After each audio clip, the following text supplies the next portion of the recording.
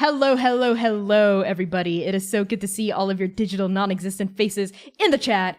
Thank you so much for tuning in to the very first, the one and only, episode 1 debut of the Hounds of Mercy versus Mercy's 7 Evil Exes and all of Andake, which is part of Andake Anthologies. Is actually volume 1 of Andake Anthologies, which is a brand new slate of miniseries that we at Transplanar RPG are launching to celebrate other amazing folks in the TTRPG community, specifically other BIMPOC, QTPOC, trans, and queer folks. So hello! This is the launch of this thing. Thank you so much for tuning in. If you don't know what Transplanar RPG, the thing that's hosting this is usually, we are an all-transgender, people of color-led, 100% homebrew, Dungeons & Dragons 5th edition live-streamed actual play campaign set in an original, non-colonial, anti-orientalist world. Our main campaign streams Saturdays at 3 p.m. U.S. Central Time right here on Twitch, but we're not here about our main campaign. We're here about Hounds of Mercy versus Andake. I will be your GM for the night. My name is Connie. My pronouns are they, he, and she. You can find me on Twitter,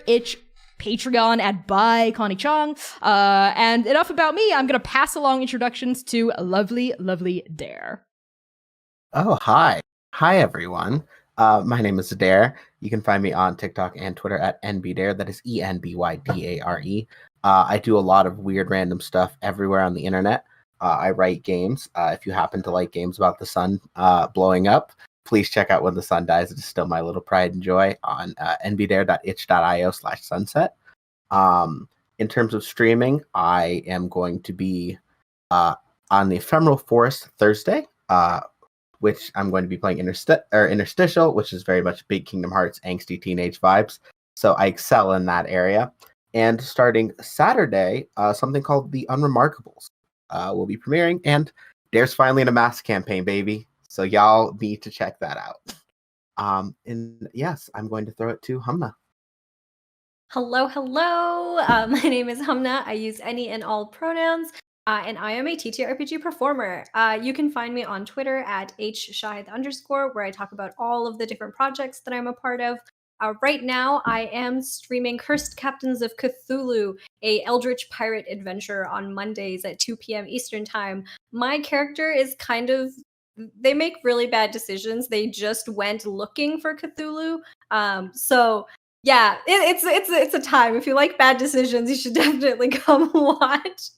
And I will also be in an upcoming Invisible Sun stream that is starting in October. Details for that can be found on Twitter.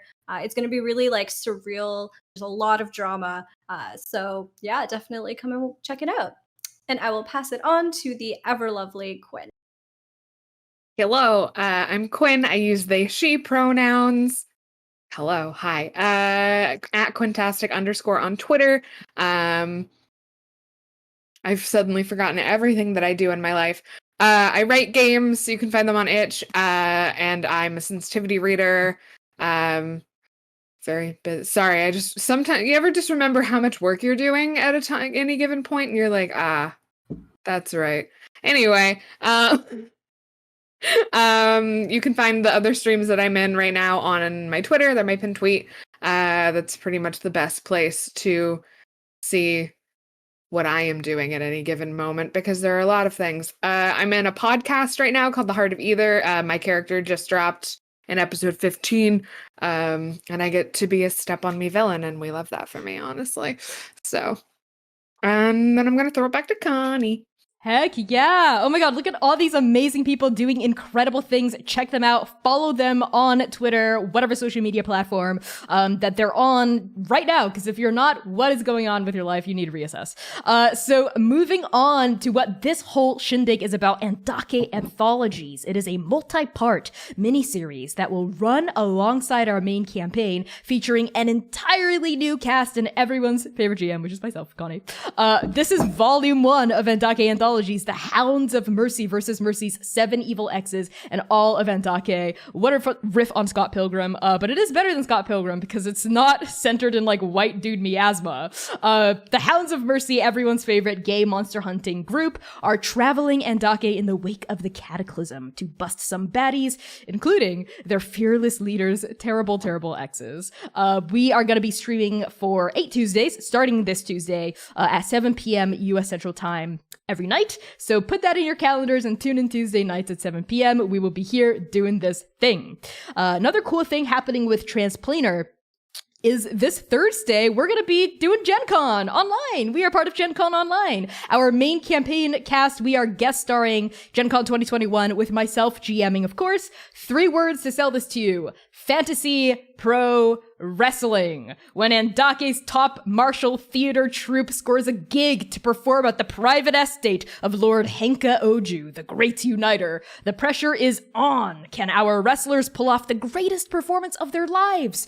Or will the backstage drama and their own divalicious personalities cause them to crash and burn on the big stage? So tune in this Thursday, September 16th at 3 p.m. US Central Time on Gen Con TV's Twitch channel, which is Gen Con TV, to check that out. It's going to be a lot of fun. Use !Gen Con for more information about that in the chat. And moving on about our main campaign, we just started Arc 4 last week. Yay! So episode 2 of Arc 4 is coming out this freaking Saturday. That is September 18th at 3 p.m. US Central Time. Unfortunately, C will not be there in person because they're doing some really cool live theater stuff, but we will pre-record, some cool stuff to put in during our live stream, so you don't want to miss that. If you're like, what the hell is the main campaign? What's been going on? I'm so behind. 4 arcs, that's a lot. Don't worry, I got you, friend. Use !recap in the chat for a quick recap of what happened last session, and also for a link to our living recap doc, which I promise this arc around I'm gonna update after every single episode, so you can just read about what happened in previous sessions and previous arcs, so you can hop into our live stream ready to go.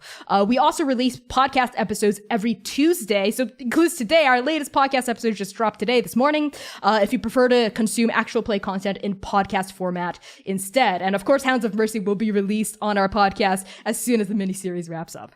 You can also catch past VODs on our YouTube channel, Transplanar RPG, and pledge to us on our Patreon. You'll get all sorts of cool stuff, including early access to our podcast episodes. And if you pledge at our highest tier as a Paragon, you will get the chance to submit your TTRPG OC for a cameo in our main campaign. Who doesn't want that? So check us out on Patreon as well. Use !Patreon for a full list of benefits. And one of the last things I'll talk about, I promise, before we actually get started, are the incentives for the session. Might I direct everyone's attention to the bar underneath my face cam, above Dare's, to the right of Humna's, and to the left of Quinn's. This is our dono goal. Not necessarily for this episode, though. If we hit 200 today, that would be amazing. Incentives tonight include at $25, $50, $75, and $100, a random player character is gonna get an additional point of personal inspiration. Usually they can only have one. So if you want one of them, if you want Quinn or Humna or Dare to be able to roll advantage on a roll that they really, really, really need to get right, donate. That can hopefully help our players out here. At $125, our table unlocks collective inspiration, which is yet another point of inspiration that anyone at the table can use. And at $150, our table unlocks an auto crit, which I'm going to toggle on the board here. The pink Roll20 die, because we are sponsored by Roll20. That is an auto crit that anyone at the table, including myself as the GM, can use. So my players better watch out. They better use it fast before I do. And finally, at $200, we get a massive lore drop from yours truly, Connie. I'm going to be dropping some deep, deep lore about Andake that our main campaign heroes probably don't even know. So this is going to be some nice hidden nuggets for our side questers here alone. And that is all in terms of announcements. Thank you all to the audience and to my lovely, beautiful players for sitting that out. Let's hop right in to Hounds of Mercy versus Andake. First, with a list of content warnings. So Transplanar RPG is set in a gritty, grimdark fantasy world that has subjects that might be triggering for some people. So use !CW at any time to get a list of these content warnings in the chat so you can take care of yourself and yours as much as you have to. Content warnings include fantasy violence, monsters and body horror, blood and bloodletting, addiction and substance use, romance, flirting, and acted out on screen, references to romantic and sexual entanglement, toxic relationships, shitty people, environmental disasters, refugees and displacement, and apocalyptic events. Again, use !CW for a list of those content warnings. And with that out of the way, looks like we already have $25 on the board. So I'm going to roll a D4. I'll re-roll it on the 4. So if Humna, Dare, and Sitlali, if you could each hold up a number of fingers between 1 and 3. Okay, that means Dare is 1. And I'll let you know which one of you has inspiration right off the bat. That is going to be Sitlali. Sitlali has inspo right off the bat. Heck yeah. Don't worry, Sitlali no longer qualifies for this if we do hit 50. So if we want if we want Gentle and Jiran to also have inspo, let's try to hit 75. Let's begin. The year is 405 AT on Bear's End, the last day of the last month of the year. All of Andake is celebrating Adolin, the New Year's Eve holiday, where it is said that the veils between the now, the after, and the beyond grow thin, and the gods can more easily hear and heed our prayers. The night sky is awash with stars, like so many glittering gems lighting up the dark. The land is rent with the sound of laughing, singing, merrymaking, carousing. And all across Andake, we see people knocking back cups of shochu and jukai, grazing on pupus in uhanahi, joining arms in sacred dances in kirtal, and cheering as raven dancers skip around exploding firecrackers in the court. In Tulong, the warm, fragrant smell of star cakes coming out of the steamer suffuses the bitter cold. Henna paste glistens on the backs of Talmudan hands and arms. Nibalians gather on Bacchanalia Beach for the party of a lifetime. And out on the cold plains and grasslands of Kirtal, we see people kicking up plumes of snow, throwing their heads back and letting throaty songs to the gods travel up to the stars. And in Moreau's, people huddle in communal circles, weaving tales and knitwear all together.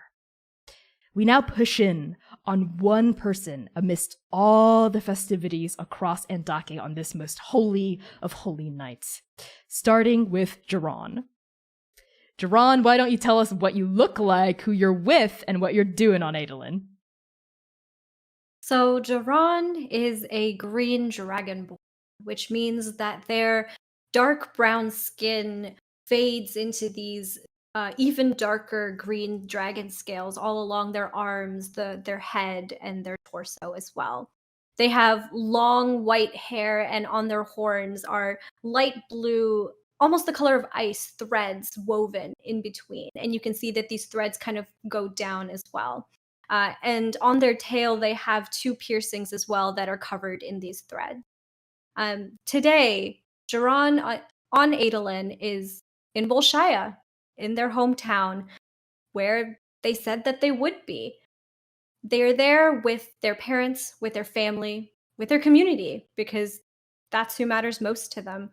And I think during the Adolin festivities, Jiran is kind of busy making sure that everybody has enough food to eat. So he's kind of running around, talking to all of the elders, the kids, everybody, trying to see, like, oh, do you have enough meat to eat? And going back and forth between the fire and everyone else, making sure that everyone is taken care of. Really cute. I think we see like a bunch of kids running around your ankles, like ankle biters, right? Pulling on your furs, being like, Jiran, I didn't get seconds. Can I have seconds? Please, please, please. And they're all like flocking around your skirts. I think Jiran laughs at that and bends down to one of the kids and says, "Okay, don't tell anyone that. Technically, you're supposed to wait until everybody has had some, but between you and me, if you come around to the back of the tent, I'll give you a little bit more." Yes, score. And they like follow you to the back of the tent, and they like are shushing each other, like, shh, stop talking, shh, we're gonna draw attention. They're like running around the tent.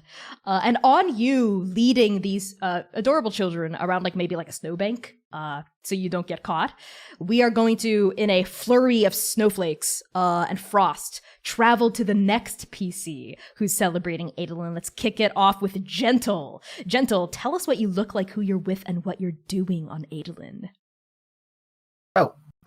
Gentle is this very lovely Triton, so deep blue skin with green hair. They happen to often wear a mask, so most people don't get to see what they look like, but underneath, I can assure you, gorgeous. And they are also in Bolshaya. It's their hometown as well. And they are not as festive. I think they are making fun teas and different like drink concoctions for people to sort of enjoy, but they are definitely more of the type to not be as involved in the big celebratory things. And I think they're still probably wearing the mask too. Okay, so you're sort of sat by yourself, nursing a mug of tea, watching the festivities through the slits of your mask, and perhaps like just taking it all in, like the dance, like the songs of the elders and the youth, sort of warbling together, in the darkness and the frost, right, of the almost midnight air. And maybe it's very serene because like the silvery light of the stars above, you can see the constellation of Neat Buza, who is the goddess that overlooks the commune, raining down on you in these like beautiful beams of light. Because on Adolin, that's also when the stars, I think, are the brightest. So you're just taking this all in and smelling your tea. And on like the steam rising off the surface of your mug, right, we are going to cut over to Sitlali. Why don't you tell us what you look like, who you're with, and what you're doing on Adolin? So Sitlali is a changeling, and their current default look is the sort of like mess of pastel hair, bright pink eyes. I think they're still having a tall phase. I think they're still enjoying being tall. They go through short and tall phases, but right now we're in a tall phase. And I think Mercy gave us the week off, and I think that they would have followed Jiran and Gentle to Bolshaya, but not like done anything about it. Just been like, I am in town also. Haha, how weird, because they don't really have anywhere to go. But I think they have decided to party. And I think they are perhaps flirting with some attractive locals. Just having some drinks and being a little bit of a party animal. Okay, yeah, totally. I think we actually find you maybe like in like an outdoor festival area, like chomping on like maybe like a leg of like elk, next to a very attractive elven person who has this sort of like short white hair that's sort of like pulled back. And you see like a bunch of girls, you know, and boys and people of all genders, right, like flocking nearby, like looking and talking. Like clearly this person is like very popular, right? But you've been able to like sort of sidle up to them and talk to them. Tell me, why don't you give us a little taste about how you're able to do that?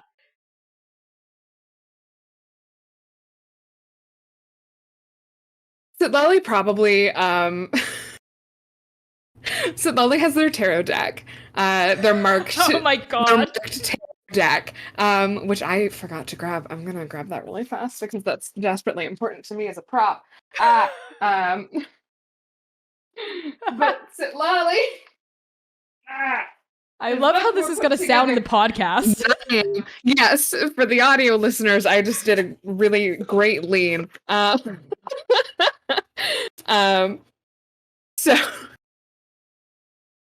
I think they just kind of, other people, you know, sidelong glances, that's cute, that's fine. We don't play like that here. Sitlali, they would just go up to this very attractive elven person and go, would you like a reading? Sure, what you got? And I think they shuffle their cards. And you give them a reading? Okay, that's so queer. That's so queer and gay. Why don't you have another point of inspiration for that? Because I'm into it. I think this person eventually introduces themselves as like Costas to you, right? And like the two of you are talking, and they've got these like bundled up like this hooded fur cloak that they've got on, and all the, you know, everyone's like looking and watching. And so I think sort of like this, the three of you, all in Bolshaya, thanks for that, friends, enjoy the revelries of Adolin, right? As the glowing stars of Andake above your heads continue to shine their bright, beautiful, silvery light down onto the world. And for a while, a long while, everything is exactly as it should be. As you, Jiran, secretly crouch down behind this tent and parcel out rations and food and delicious kebabs and whatnot to the various children, as you gentle people watch, right? And maybe like through one of your slits, you see like in the distance, Sitlali flirting with this handsome stranger. Everything is as it should be. The gods feel closer than ever for those of you who are magically attuned. Their presence, this like divine magic sort of hums all around you in the weave, like the final chord of a song left to rest. And the bitter cold of deep winter on frozen Lake Zima feels far away as you spend your New Year's Eve with friends, food, and festivities. And then the world ends. It begins with the stars, one by one, above your heads. They start to wink out. Just a couple at first, not enough to be noticed or missed, but then more start disappearing, and more, and more. The stars vanish in perfect, systematic lines from north to south, as though the flat of a giant's hand were traveling downwards across the sky. And by the time the vanishing reaches all of you, reaches the god spine even, past your heads, the light across all of Andake is reduced by half, and that's when people all over the world begin to panic. As children all across Andake start to lower their toys and lovers disentangle from their embraces, confusion and fear starting to replace revelry and excitement, it is already too late. The vanishing continues, inexorable, sweeping south, folding the constellations of the gods into nothingness. Gentle, you see Nitbuza just straight up disappear, like not even a whimper goes by as she just vanishes from the stars, until the final cluster of stars above the southern isles of Uhanahi, the opposite side of the world from you, disappears. And with that, all of Andake is plunged into darkness. Not just a physical darkness, but a magical one too, as holy folk across the land begin to feel something terrible. Sitlali, Gentle, the two of you feel as cold descends over you, a deeper chill than the most biting mouth of winter. A hole gnawing at the center of your souls, a supreme lack where there once had been plenty. And I think we see a cleric in Uhanahi kneeling over a sick person, their hands glowing with healing magic as they're trying to bait the fever out on Adolin, and then the glow on their hands just starts to flicker and then fade away along with the stars above their head. And we see other monks all across Andake rushing into temples to confirm this terrible suspicion, kneeling in front of altars, spilling blood hurriedly upon shrines, which are still decorated in the garlands of Adolin to invoke the favor of the deities, but nothing. Because it's not just the stars that have vanished. On this holiest of holy days, the gods, too, are gone. And next comes the snapping. It's a noise massive and blood-curdling that emanates from everywhere and nowhere at once, that every single person in Andake, young and old, bold and cowardly, magically inclined and not at all, hears in equal measure. A sound like hedge trimmers clipping guitar strings. A sound like the ribcage of a dragon imploding. A sound as though the weave, the cradle of magic that suffuses everything in this world, were crumpling in on itself. And as all of you stumble and reel against this newfound darkness, surrounded by this gutting noise, the rest of the world collapses. Literally. In Uhanahi, Mo'e Atua begins to shake, this dormant volcano roaring back to life after thousands of years as it begins to expel not lava and ash, but frost and hailstones. And in Shulong, the bamboo stalks of the silent grove fall like matchsticks, one after another, as the earth around their roots explodes. In Kirtal, the fields of the Ogumor River Valley start to ripple and wobble like waves on an ocean, and in Jukai, the Ruku River begins to flood. In the court, we see the swamp of the Peludo Weald starting to steam and boil, bubbling the fish and the lizards in its waters alive. In Nabal, the cliffside towns of the Dragonfang coast crack and crumble into the ocean. In Talmud, massive sinkholes form out of nowhere, swallowing entire villages whole without notice, Adolin decorations and all. And finally, in Morose, where the three of you are, underneath your feet in this darkness, as people start to scream and ask and say, I can't feel Nibiza anymore. You hear a horrible cracking noise as the permafrost of Lake Zima begins to split. And from these vents, steam juts out as this perennially frozen lake, the waters underneath, hundreds of feet underneath, begin to boil. But that's not all. I know there's more. At the exact same time as the world inverts and then explodes, that's when the monsters attack. Monsters none of you have ever seen before, lunging out of the darkness around you in Bolshaya, seemingly appearing out of thin air.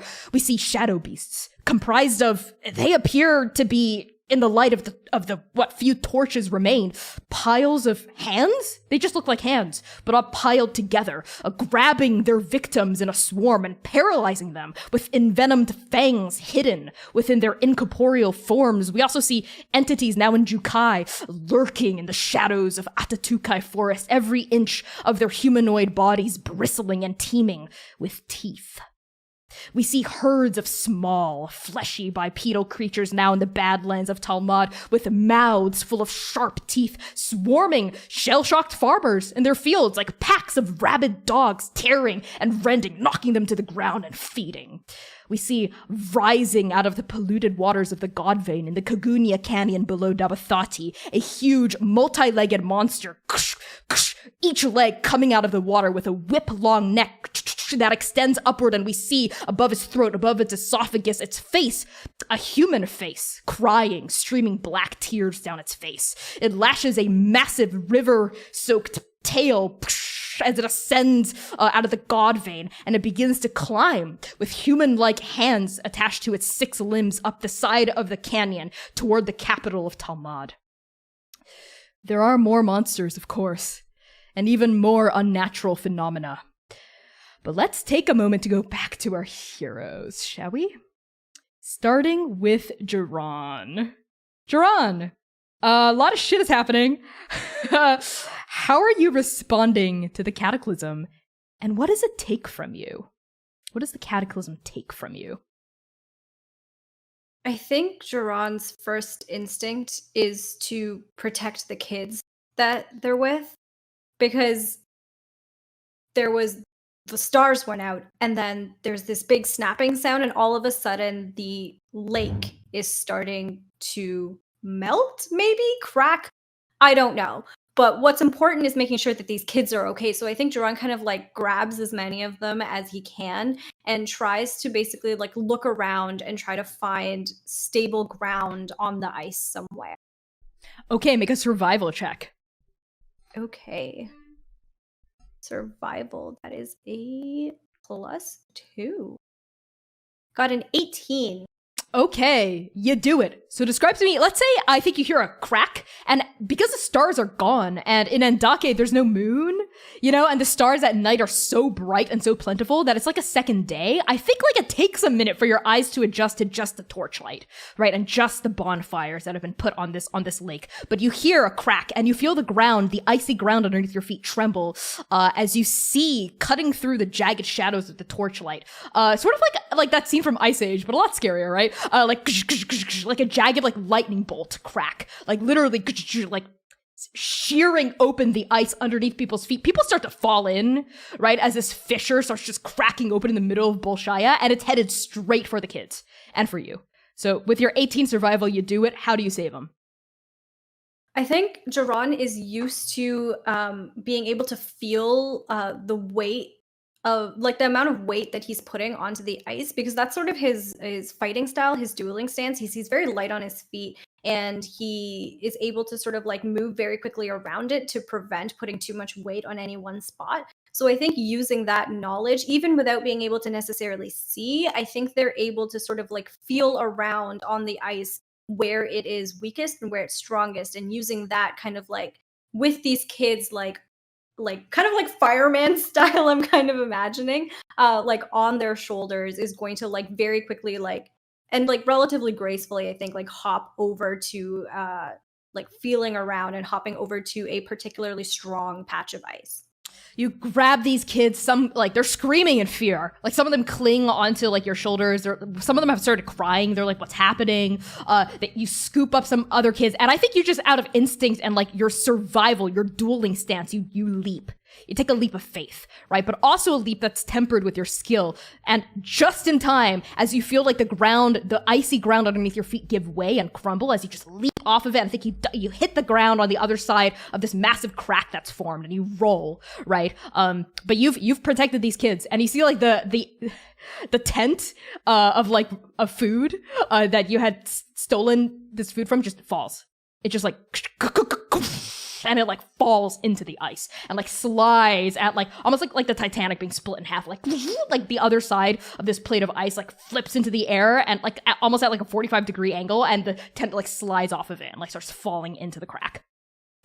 So Jiran, as you're there, like your chest heaving, these kids clinging onto you, crying, screaming for their parents, we're gonna cut over to Gentle, who's also in Bolshaya. So Gentle, on this maybe like a different part of Bolshaya, which all around you, I think, before the cataclysm, this capital of Moroz was beautiful. There's all sorts of colorful tarps and tents and yurts, right, and shanties all around you. There's these beautiful like string fairy lights, right, and like these torches and like herds of elk, right, and like these big ice statues and like big buildings made of like carved ice that glow with lights from inside. All of this has gone dark, and all of it is starting to crumble and fall, and people just hundreds, if not thousands of people around you are rushing in panic.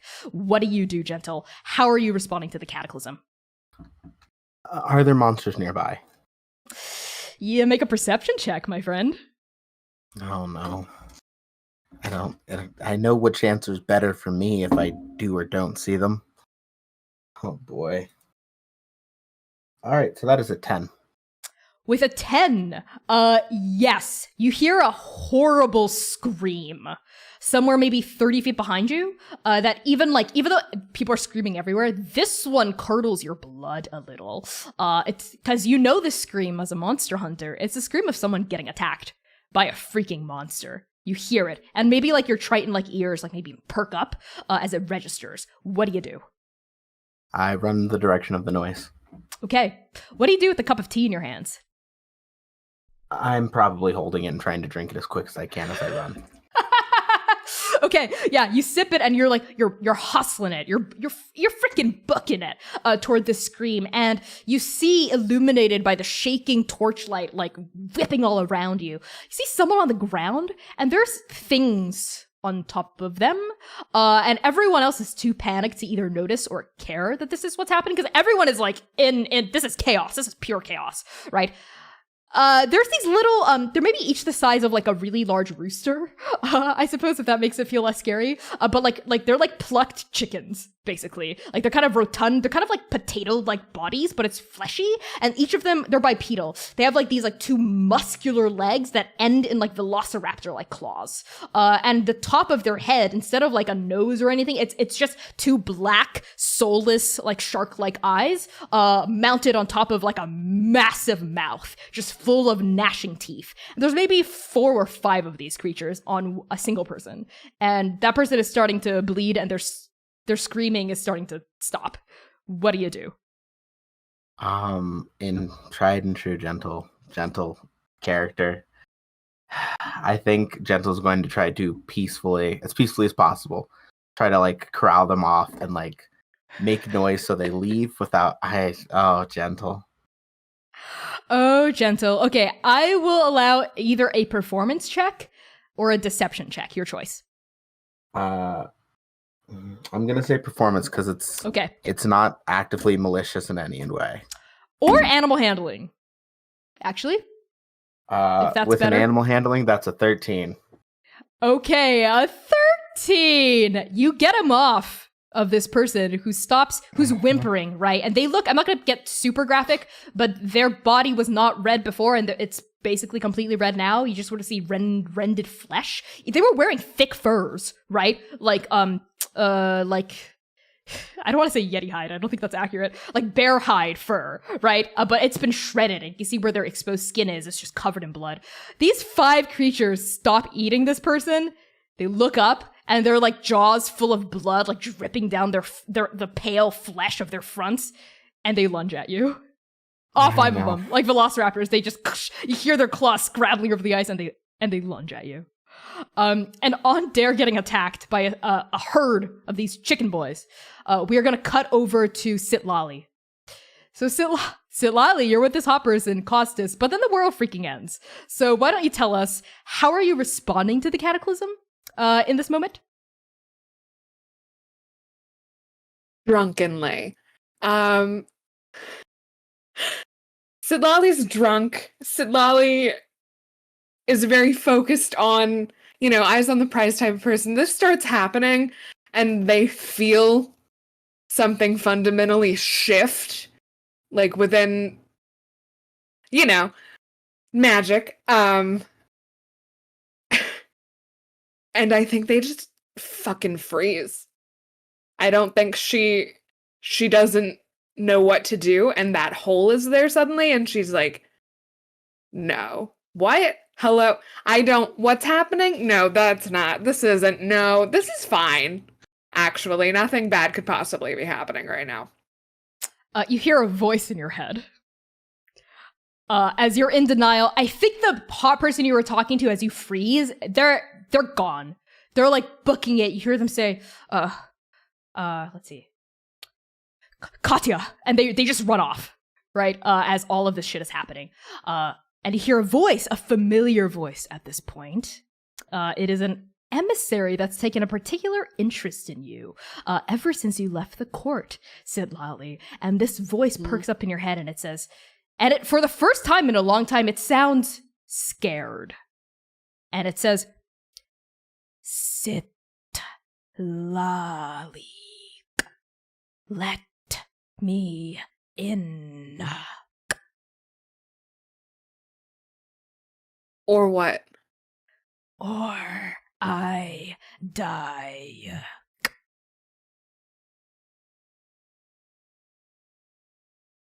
Fine. Yeah. Okay. And you hear this like inhalation of breath inside your voice, and I think just a searing pain lances through your soul as you let this emissary of the Raven Queen take up residence inside of you. It's like I think from like we see it from the side, right? Sitlali silhouetted against like these like this flame, but just the shadow of Sitlali, and then we see like a magical beam of like just pierce through like her chest, right? And like we see Sitlali like seize up. And how are you responding physically as this thing jumps into your soul?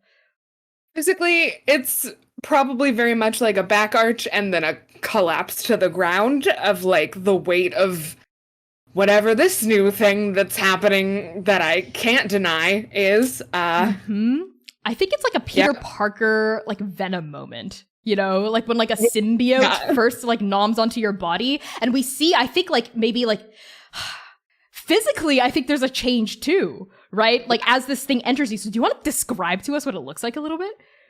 Yeah. As the emissary sort of enters their soul, the sclera of Sitlali's eyes slowly get darker and darker until they are a pitch black, kind of like the sky is now. And they just kind of can tell that like that's not going to be a thing that they can just kind of away like normal. I think as you're crumpled on the ice too, and like you're like we zoom in on your face and we see like this like blackness starting to take over. You hear the voice go, more, I'm so weak. I need more. and that's when the sclera start to turn black. And I think we see maybe the veins on the sides of your neck are like bulging a little. And we see like black light starting to shine underneath the veins and like go up the sides of like your face. And as the sclera takes over, and then I think Silali, I'm sorry, I gotta make a hard move. I think you pass out. I think maybe you straight up pass out. You like crumple to the ground, right? As maybe like you're twitching a little as people just trample all around you, all over you, right? And I think it's pretty obvious what the cataclysm takes from Sidlali. But I want to bounce back to Jiran and ask that question. As you're sprawled there with like the kids, I think some of them are starting to wiggle out of your hands. They're screaming, they're crying for their parents. What does the cataclysm take from you? I think it takes either one or both of my parents. I think with the cracking of the lake, Jiran has been, he's not around them right now. He's very focused on saving these children. And I think maybe from across the lake, they can see very, very faintly, because again, it's suddenly so dark. But from the faint glow of some torches far away, maybe they can see a crack starting to form, and they recognize the people over there. I think maybe that the shanty that your parents live in, like this little yurt building, is in the shade of like a much larger structure of like one of those like giant like ice castles almost. And you can sort of see, I think it's maybe 40 feet off, and you could probably reach it because like the crack that split open the ground where you were sort of ended. So you could go around the crack and like leave the children here. You could try to save your parents as you see like this massive ice structure above your home crack. And you know, like in a few moments, like this massive thing of ice is just gonna fall on top of your shanty and crush it completely. They are immediately going to run over there and try to grab their parents. Okay. Maybe like a couple of these children's elders like come up and they're like, come here. And they're like grabbing these kids off of you, right? As you're just not even thinking about that at this point. You clamber to your feet, you run around the ice, and you see, I think it's like bullet time, right? As you're running there, you close the gap. They're 30 feet away, they're 25 feet away, you're booking it like your hair is like flying out like a desperate flag behind you. And you see your parents come out of the shanty, and they're like screaming and shouting at each other in slow motion. You see like their like brows knitting together. You see like your, we said you had like a mother, right? Correct me if I'm wrong. A mother and a parent, correct? Yeah. Okay. Your parent has like their arm around your mother, and your mother's like crying, and you can see like her mouth forming your name. And in that moment, she looks up, and so does your other parent, and you lock eyes across the darkness as like they see you running toward them. What's the last thing you shout to your parents? I think Jiran in this moment isn't able to really think too much. He can't really think of anything else to say other than just, Amma, I'm coming! And then it's like someone hits like regular speed, and like almost like anticlimactically, the top of this like ice sculpture just falls and crushes your parents, and they're just gone. They're completely gone. And the force of the crushing is so massive that it like sort of craters the ice, right? And I think like this shock wave maybe like hits you. Maybe like you stagger a little bit. And Jiran, how are you taking this?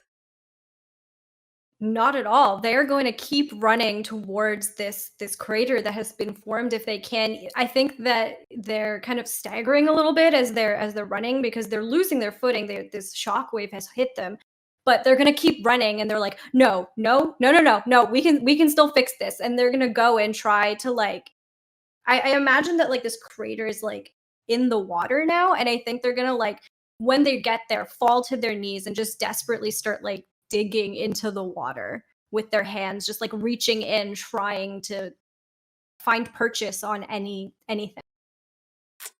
Okay.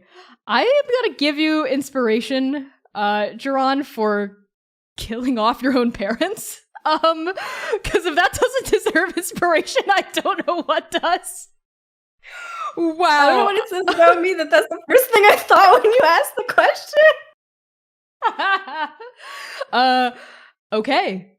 You fall to your knees. You're desperately digging. I think there's water from like the lake, the frozen lake underneath you, starting to like surface up. And as you plunge your hands into the water, it's you know it's cold. So I don't think it registers that instead of it being extreme cold, it's actually extreme heat when you touch it. And it's not until I think you smell your own flesh bubbling that you realize what's happening. The lake is boiling underneath you. And your parents' shanty and the ice and this thing that crushed your parents are all starting to fall into the water and melt and boil. And I need you to take some damage, which probably just going to reset if we time skip, but whatever. I need you to take 12 points of fire damage. Okay. So Jerron, what do you do? Oh, I think with their hand boiling, they like pull it back kind of like instinctively, like that's not supposed to happen. And I think have a moment where they kind of like examine the damage on their hand, and they're kind of like calculating in their head. It's like, is it worth it if I go in there just for like a second? Like I only need a few seconds in order to find them. Really, they can't have gone that far down, right? And like I know how to swim, and this is fine. And so I think in that moment, John is kind of like paralyzed, trying to think like, do I go in or do I not go in? Yeah, as you're paralyzed there thinking, I think you hear like the ice like cracking and popping and like steam is just like billowing up, you know, like from like the ice meeting the water, and you're like awash in this like mist. And I think maybe what pulls you out of this funk is Oka's voice in your head telling you what to do. Jerron, what do they say? I think Oka says, I made a promise to you, but I can't keep it if you're dead. And how do you respond to that, Jerron? With shock, I think, hearing Oka's voice for the first time in, 20 days, maybe more than that? It's been a long time since they've been gone. And I think that they kind of like reel back a little, and the words hit them, and they realize, right, no, they're still, Oka is still out there. They must be experiencing this too, right? And I think that thought process of thinking about, well, where is Oka? Are they okay? It kind of snaps them out of it and essentially reminds them that there is a reason to live right now, and they can't risk it.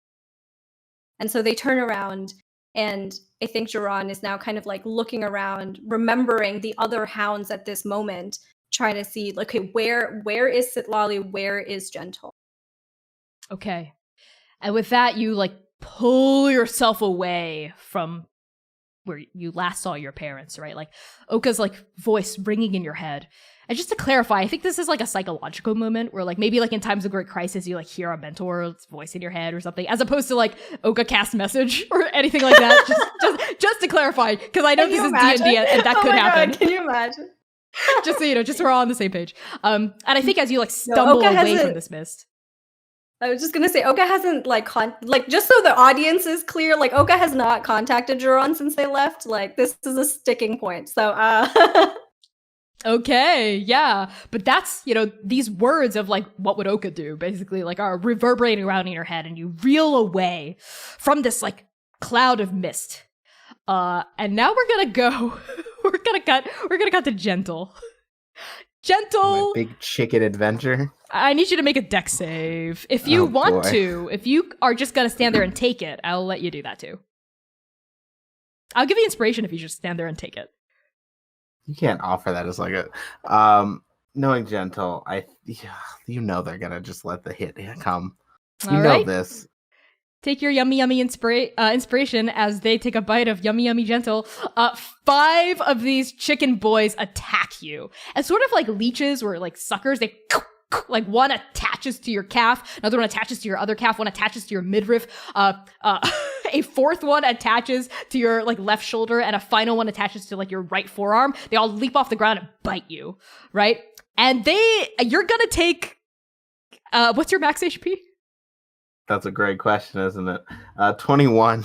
Okay, you're gonna take 18 points of combined necrotic Wonderful. and piercing damage as they attach and they start, sort of like a lamprey, start sucking on you and gnawing at you and biting you and tearing you. It hurts a lot. It hurts so much that you're down to what, like 3 or 4 HP. How are you responding to this, Gentle? I think like immediately, they're trying to get some distance between them and, like, since they have the little chicken boys on them, just running away so everyone else can get some safety and at least buy a little bit of time. And I think they even say like, hey, this, I'll be okay, but you all should get out of here.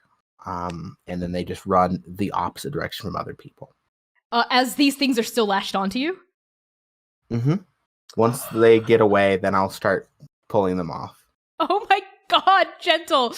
You say this thing to the people around you who are just screaming and running, and like a few people pause to look at you horrified, but like as you say this, they shake their heads and they continue to run. As you stumble, I think your vision starts to, it like pulses, right? And yeah. I think you in your head, you're a cleric, right? Or am I? You're a monk. You're a monk. So you have a very good understanding of your own body's capabilities. You sort of you start to get lightheaded. You start to feel kind of sleepy as you're stumbling. And you look down and you smell something odd amidst all of like this, what is this? This boiling mist? These screams? The smell of frost? It's the smell of your own blood, Gentle. And you hear a noise as you see like just like splotches of your own blood starting to color the ground around you as you're stumbling. You're getting real lightheaded. And I think that's when the three of you meet, because I think, Gentle, you stumble over Sitlali's like prone body, and I think you cover them a little bit in like splotches of your own blood. And Jiran, that's when you run out of the mist and you see Gentle stumbling with 5 creatures lashed onto their body, and Sitlali prone on the ground. Sitlali, you're unconscious, so I won't ask you this, but Gentle and Jiran, what did the two of you do? I think Jiran's first instinct is to try to pry these chicken demons off of Gentle. Oh my god! I think you're able to do it. I think you just can. So just describe to me how you do it, and do you kill them, or do you just sort of punt them? Like, what do you do with them after you pry them off? Just punt them like footballs. No, I think Jiran is going to pull out their dagger and is just going to try and very carefully is going to try and essentially skewer them and then pull them off of Gentle's body, and is just trying to throw them as far away as possible. Okay, so why don't you make a general, I'm gonna call this a medicine check. Why don't you make a general medicine check to see how well you do this? Medicine, sure, I can do that. 13. 13, you do it. But it's not particularly fast, nor is it particularly good, but you do get all of them. Skewer, rip, throw. And I think these things make horrible fucking noises when you skewer them. They make and you rip it off with this sort of sucking noise, and you can sort of see Gentle's flesh dangling off of their teeth. And they let out they're like fucking rabid or something. They're thrashing, and they're it's all muscle, right? It's just a bundle of muscly flesh. And as you throw it, you hear them go, and they hit something but you're I'm skewer, rip, throw until Gentle's covered in their own blood, but they're standing there, they're panting. And Gentle, from the bleeding and the blood loss, I'm gonna have you take another 4 points of necrotic damage. That's it. Okay. Night. Wait, actually? Am I the only one conscious right now? I can't heal. I think I look at you and I say, I'm sorry. I was able to buy people some time. And you fall. I faint. Next to Sitlali, I think. So, Jiran, as you're taking this shit in, you hear another crack as the ice begins to crack the other way toward you. It's the same noise you heard when you protected the children. There's no time. You gotta get your friends out of here. What do you do? Okay, well, I'm not a healer, so we lost both of them. So I think Jaron is just, we're not losing these two. We're not losing these two. And just one over one shoulder, the other over the other. We're booking it. We're running in the opposite direction. We're trying to get as far away from here as possible. Okay, you run south then, toward the shore. Yes. Okay, you do it. You huff Gentle onto one shoulder and sit Lolly onto the other, and dripping with sweat and Gentle's blood, the ice cracks underneath you, you die, and you TPK in the flashback. Just kidding. Yeah, just like goodbye. No, Thanks for watching. Thanks everyone. This has been the Hounds. Bye. You hoof it south. As people are screaming and crying, their structures are melting and sinking into the ice. You see you see things that you're like, am I dreaming? Is this a fucking nightmare? As you see just like gouts of boiling water, like pillars of water punch through the ice and like geysers, right? Like shooting out of Zima, which makes no goddamn sense, right? And all of this is happening in complete pitch darkness, save for like torches, right? You hear the chicken monsters in the distance screaming and other kinds of monsters growling, and you're just focusing on, I have to get my friends out of here. I have to get them safe. And the last thing we see of Jaron is Gentle on one shoulder, Sitlali on the other, their pierced tails sort of whipping into the darkness as they head toward safety. And I think that's your cataclysm experience.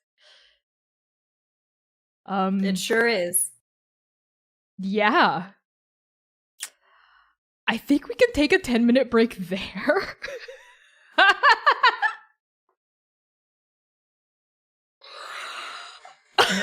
feel like that was an entire campaign's worth of stuff. Okay, thank you everyone for watching. We're speed running Transplanar. We are speed running Transplanar. Love it. We'll be back in 10. It is basically 8 p.m. It's basically the hour here, so we'll see you at 10 past. We love you all so much. Thank you to everyone who's been tuning in, who's been chatting in the Twitch chat. It's been so fun to read what you all are thinking. We're at $40. Heck yeah. Can we hit 100 by the end of the night? I think I'm gonna set that goal for myself. Can we hit 100? That'll be inspo for everyone. And if we get over 100, we'll get some extra goodies. Thank you all so much for tuning in. We'll be back in 10. Enjoy the fan art. See you all in 10. Shpeesh.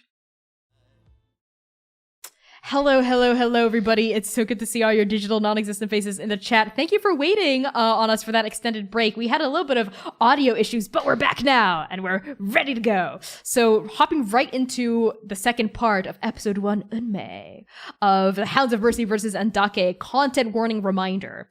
Content warnings for this episode and the series include fantasy violence, monsters and body horror, blood and bloodletting, addiction and substance use, romance and flirting acted out on screen, references to romantic and sexual entanglements, toxic relationships, shitty people, environmental disasters, refugees and displacement, and apocalyptic events.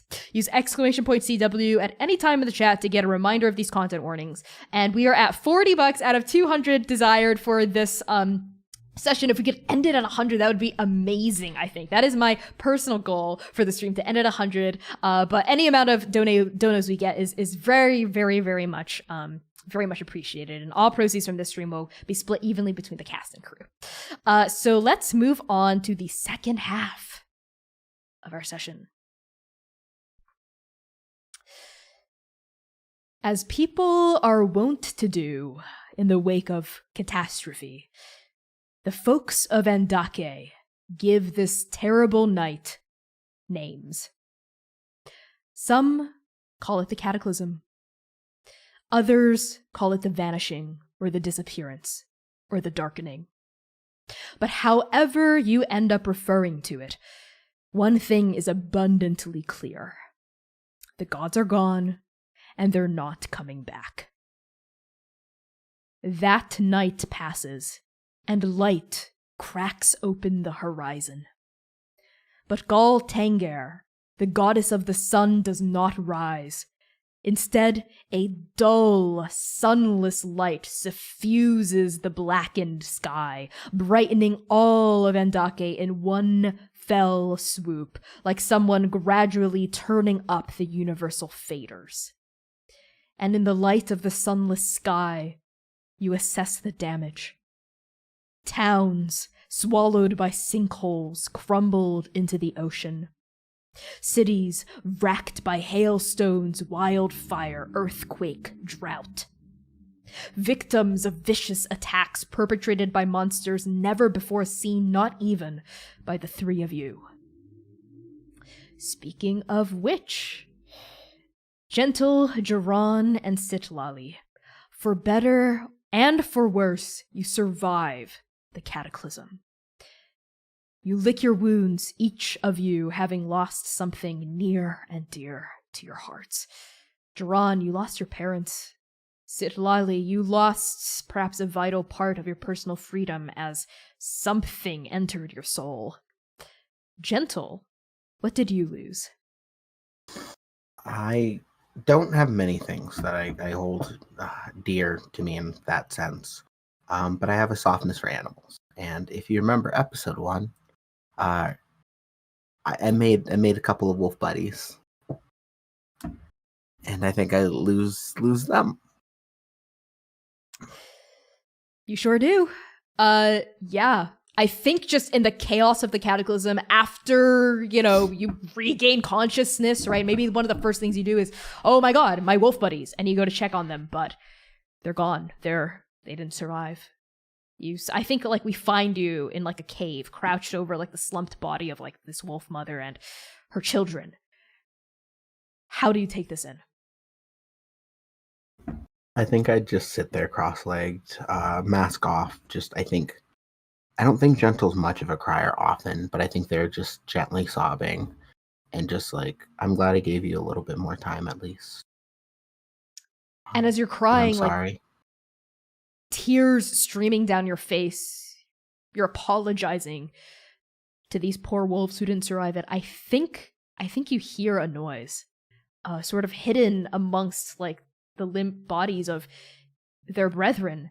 You see a little snout peek up amongst the fur, as the runt of the litter actually sort of noses its head out from death, and sort of pants and looks up at you. I think I immediately I of course make sure it's okay and start checking on it, and just giving it just a lot of affection. I'm gonna have to think of a name for this one. I believe Mercy just called it Short Tail or something. That sounds like a Mercy name. Oh no. For now, let's just call you Bud for now. Bud. Bud sort of scrambles into your crossed legs, your lap, and puts two undersized paws on your chest and starts licking the tears off of your face. And on everything you lost and the small thing you gain, Gentle, I think the three of you in the wake of the cataclysm, you receive a summons. Right? All three of you receive the same summons from Mercy, who, of course, is the leader of your monster hunting mercenary group. And the summons has 4 sentences, if you can call it that. All it reads is, Umaori, North Shore, Hanging Temple, Hair 15. And now we are going to cut to the United Tribes of Jukai, a nation to the far east of Andake, teeming with gilded forests, rushing rivers, and broad, sweeping lakes. And the most notable lake in Jukai is, of course, Umaori, second in size only to Zima Lake in the northern commune of Morose, where the three of you are traveling from. Umaori is also known as Three Hoof Lake, because from above it resembles a galloping horse. Gentle, Jiran, and Sitlali, the three of you have been instructed to meet Mercy at the Withers, a special spot on the north shore of Umaori. And so, you travel. I think it takes you all 15 days to get there, which is good, because she requested that you arrive at Hare 15, which is 15 days after the new year. And I think we find you in the boreal wood of Fumisoki Forest, greeting you as you're crossing the border into Jukai. All around you, you see tall, spiny pine trees jutting toward the sunless sky, their branches drooping with frost. The woods here are broken up by shallow rivers, rimed with ice, stretches of hilly land covered with snow. The birds here are quiet. Your boots crunch through the snow, the frigid air of Fumisoki making your breath escape your lungs in opaque clumps of mist. And finally, the three of you, arriving from Bolshaya, arrive at the Withers. The forest breaks open to reveal a vast shoreline and an even vaster lake beyond it. You see water spanning the horizon, broken up here and there by little floating islands, but you can't see the end of this lake. Umaori is so massive that from this vantage point it might as well be the Sigirni Sea to the north. The sunless sky shines dully off the surface of Three Hoof Lake, and an errant breeze wafting up to your vantage point brings the smell of wet earth and water. You see a wooden bridge extending from the shore all the way in to a temple about 500 feet deep into the lake, floating on the surface of the water. This is the Hanging Temple of Unmei, named after the celestial emissary that is said to protect the waters of Umaori. Lily pads and lotus flowers decorate this mirror-glazed water, and a courtyard also floating on the lake sprawls from the mouth of the main building, the main temple, connected by a series of wooden walkways. But it's not the lake or the temple or the bridge that catches your eye first. It's the people. Dozens and dozens of people crowd the shore, the main bridge, even the floating courtyards of the temple 500 feet away. They don't look like monks or priests of this temple. Actually, they look like commoners, regular folk. The ones on the shore have either already pitched tents and have set up campsites, or they're in the process of pitching tents. And these folk are murmuring to each other in Jukan, casting weary glances all around. A miasma of anxiety and desperation hangs in the air here, as thick as curdled milk. You get the sense that all of these people are refugees. Hopeless folk, Jukans displaced by the vanishing who have nowhere else to go but this temple.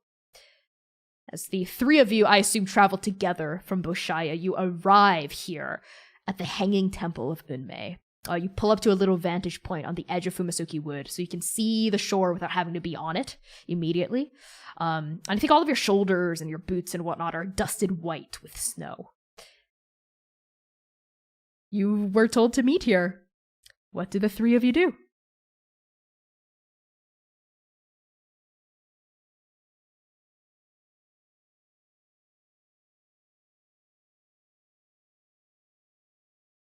I think I look to everyone like, any idea where Mercy would be first, or? It might be a little bit difficult to find her amongst all these people, but I can't imagine she would have wanted to pitch a tent in the middle of all of this. Maybe further on the outskirts, somewhere a little further away. Seems kind of Mercy's jam. As we're sort of surveying, my passive is like 22. Okay, thank you for the reminder. And I'm looking for Mercy or Oka. Okay. Sitlali, your ears perk up as you hear, all of you, you hear first a crunch, crunch, crunch of two sets of boots through the snow.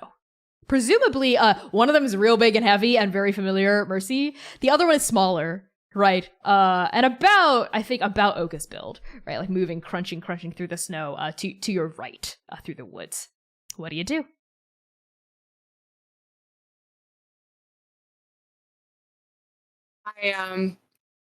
I think I kind of just like, what is the word? I'm trying to find words. I think it's like a hard pivot towards like where they're coming from. And I just tell Oka, are you good? Mercy, are you good? What's happening?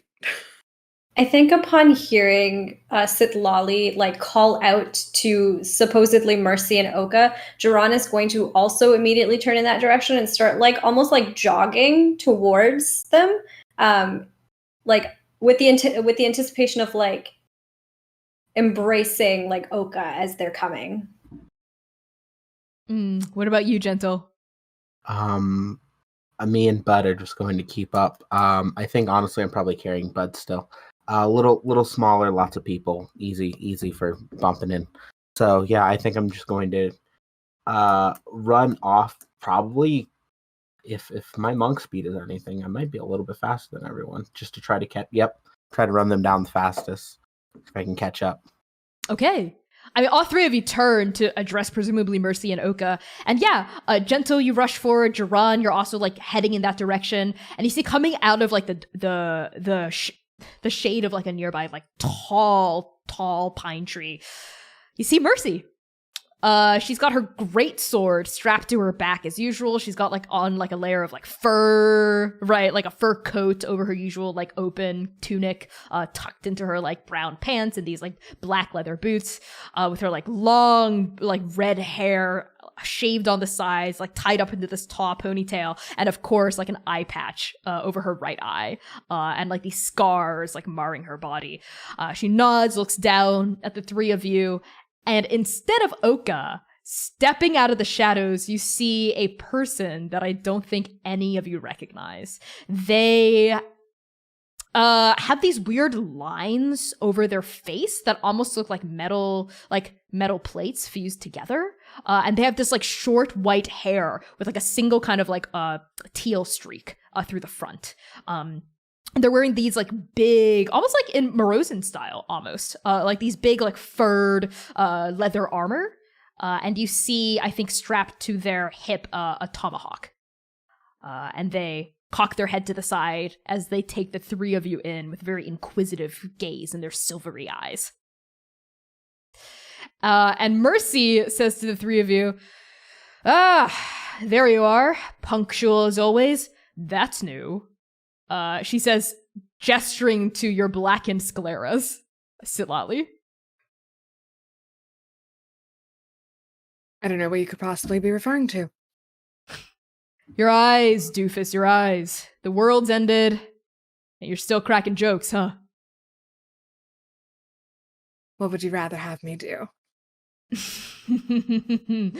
Glad to hear you're still you. And she claps like a hand on your shoulder, and turns to Gentle and Jiran, both of whom I assume have stalled upon seeing that this is not Oka.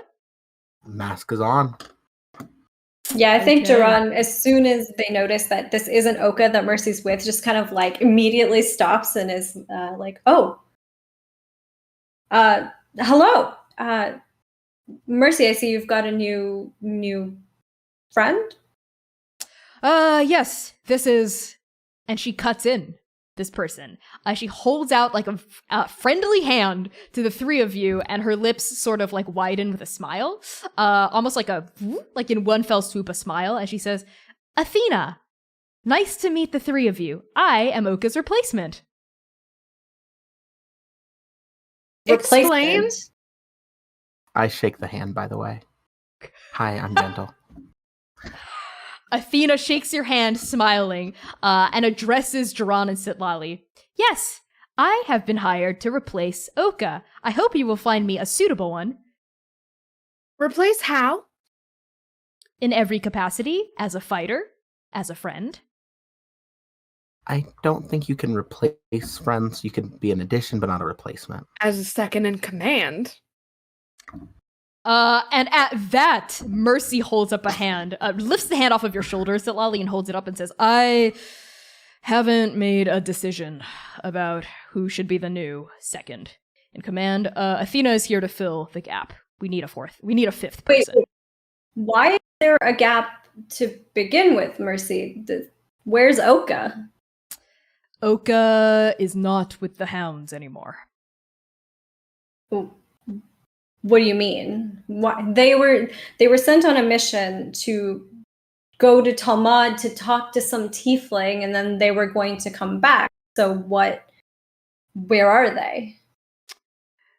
They have other matters to attend to. We're wasting time here. We have a quest. You need a new second for that. Wait, have you seen what has happened around us, Mercy? I really don't think that there's anything else that could be more important than this. And I think that's when Gentle also butts in. Yeah, Gentle literally had their hand raised. That was. They didn't want to be rude. Okay, during this entire exchange, I think like Gentle just has a hand raised, but Mercy, in typical Mercy fashion, like ignores it for as long as she can. Turns to you first, Sitlali, and says, "You know what, Sitlali, Jiran, Gentle, actually, and Athena. This goes for the four of you. Think of this as a trial run to see who should be second in command now that Oka's gone, not with us anymore. I have yet to decide, so impress me." You make it sound like they're dead. They're not dead. They're just not with the Hounds anymore. End of story. Insight check. Anyone who wants to roll insight, go for it. I will quietly roll insight.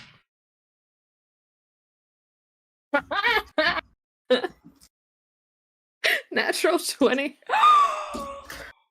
Oh no. So like no. Not one. Tell me all of your secrets. That's so on brand. What did Jiran get?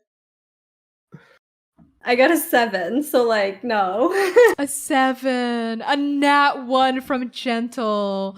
Oh my goodness. I'm gonna resolve the nat 1 first, I think. What that means, I think, as your hands up and you're looking, there's some Mercy is guarded. Okay, even with a nat 1, you know that this is a touchy subject, and I don't think you can pierce the mask beyond that, right? Like I think you got a lot of shit going on with yourself too. Like maybe for whatever reason you're just unable to see beyond that. Drawn with a 9. You get to ask a single question. Does Mercy know where Oka is? Yes. And now we're gonna pivot to Sitlali with a nat 20. You can ask 3 questions of Mercy, and you can hold them. So you can ask one and then like wait for like the scene to play out a little bit more and ask another one. You can hold it until the end of this episode, basically. You can hold 3. Okay. Cool.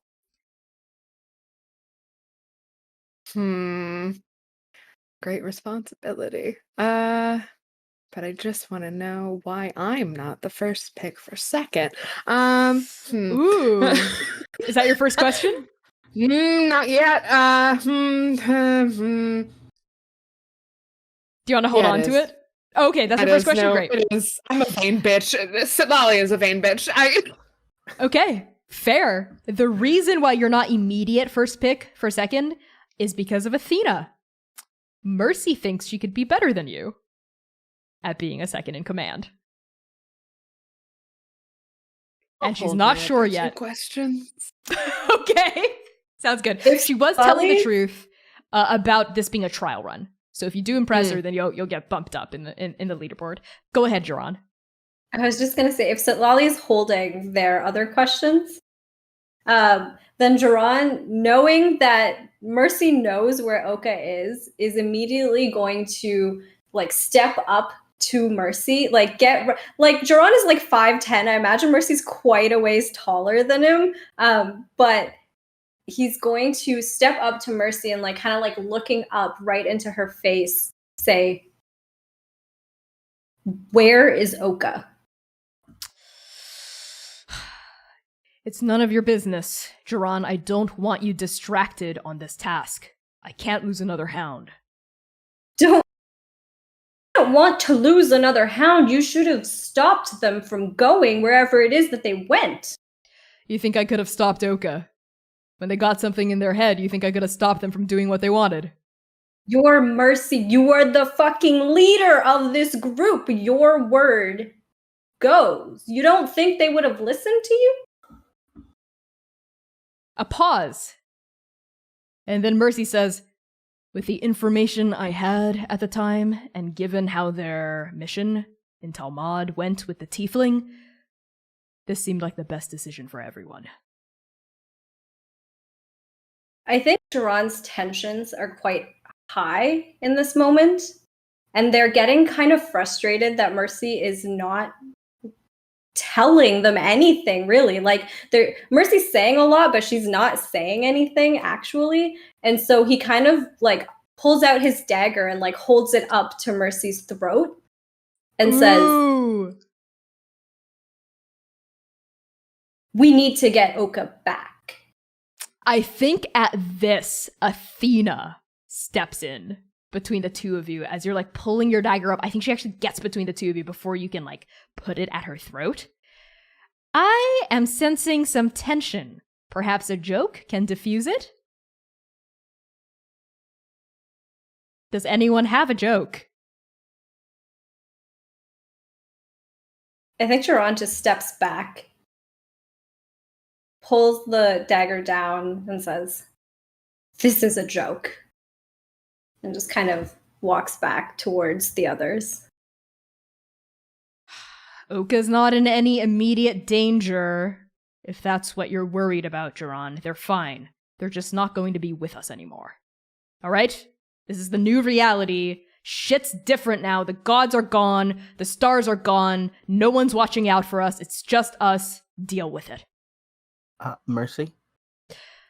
Yes, Gentle. Is there any reason why they didn't say goodbye, or did they not expect to be gone this long? I don't know. I'm not Oka. If they didn't say goodbye, maybe they didn't think you all were worth saying goodbye to.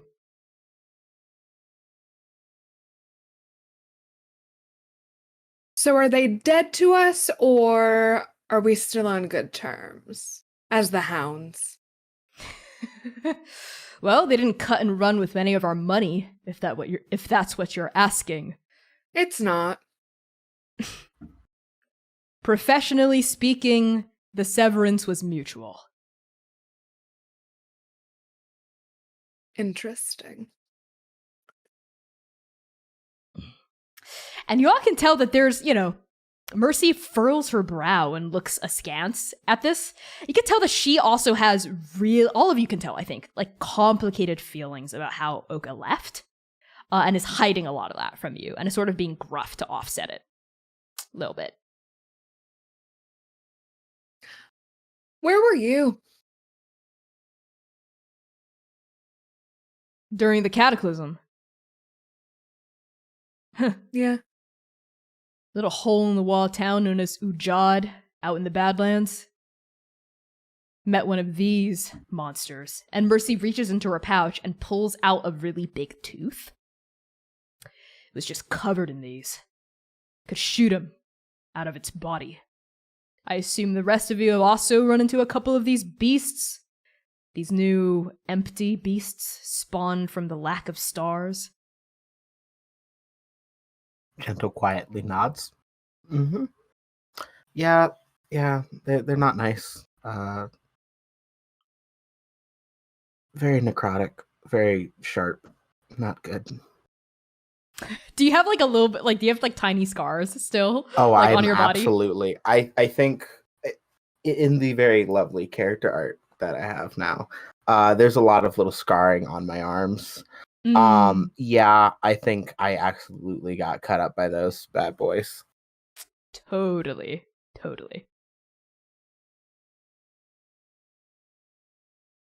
Okay. You called those monsters empty. Why is that? Well, there's nothing in them, is there? Something I noticed with a couple of the other contractors in the Hounds out in Ujad. We cut this thing open. All right, this tooth monster, gave it a little dissection, see what it was made of. there was and at that she pauses for a long time, and for lack of a better word, she reaches back into the pouch, like puts the tooth back in, and pulls out what I can only describe as a fleshy bag. Okay? Like a sack made of flesh. And it's sort of like cinched at the neck with some like twine that Mercy had clearly added on later, and it seems to be filled with something. And actually, as she pulls it out, you can feel it thrumming with magic. So if all of you would like to make an Arcana check, you can.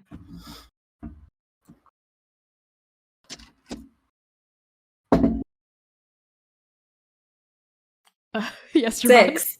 A 6! No, Gerard, no. 22. Oh my god. 7. Lolly is killing these checks. Gentle Gentle's just here to Gerard. be sad and pretty.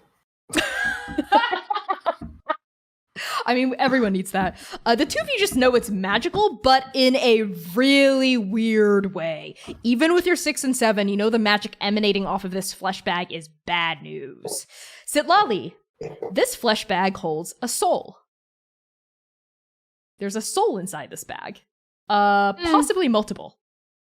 And you get the sense that it's the bag that's keeping it in there, and if the neck were to come uncinched, the soul would escape.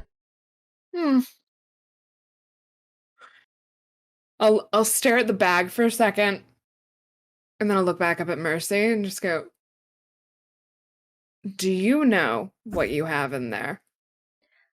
I do.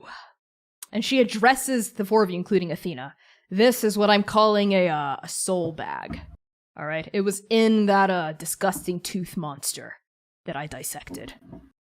One of the clerics I had with me, who had a lot of training, was smart enough to tell me to quick cinch the neck, because there's something in here, several things in here. Souls of people that the monster had attacked and killed. Usually what happens after you die, Sitlali, you know, your soul escapes your body and travels across the ethereal veil into the after. Right? Magic 101, we all know this. Stay awake. She sort of says this to Athena, I think, who sort of like is looking at a butterfly that has like maybe fluttered by. It looks like to be like very enamored with this like symbol of life, and goes, I am paying attention. My visual faculties are simply engaged with something else, but my audio faculties are listening. Right. Anyway. If I were to uncinch this bag, do you know bad. where... Exactly. Because guess what? The soul has nowhere to go.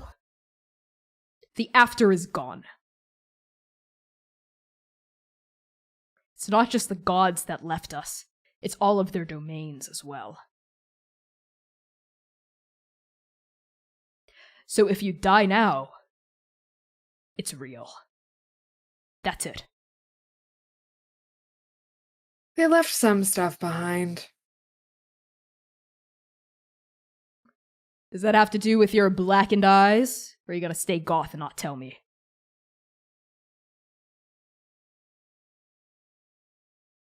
I can still... Don't worry about the how and worry more about the fact that I still have all of the same abilities as the last time I saw you. Do you now? Good. Mm-hmm. Otherwise I might have to consider firing you. A charlatan with no magic's no use to us at all.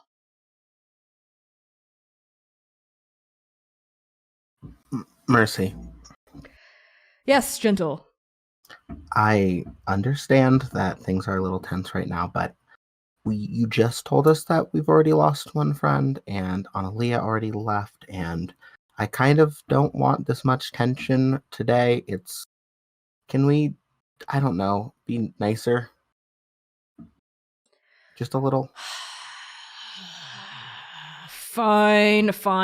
You're right. We're wasting time here anyway. We have to get to the temple. Let's go. And Mercy sort of just pushes past the rest of you without saying anything else. She pauses next to you, Duran. Looks like she wants to say something, but thinks better of it and keeps walking. Do the three of you follow? Athena sure does. Athena is just, it's chipper. She's following Mercy and like looking around at like all the snow and seems to be like enjoying it. I'm gonna fall behind Athena. I'm curious. And I use my last question. Oh, you asked another question? What was your Did I? second question? Wait, You did have I 3. not? Is it? Oh, okay. I don't think you can't did. count numbers. I'm not a numbers gay. I'm a words gay. I think as Mercy walks away, I just want to call out. What do you lose? She pauses. Oh God. And she looks over her shoulder at you and says, "Nothing yet. If we hurry, I might not. Let's go." And she sort of indicates the temple up ahead. She seems anxious to get to it. So, yes, go ahead, Sitlali, if you have any follow-up questions or questions for me as a GM.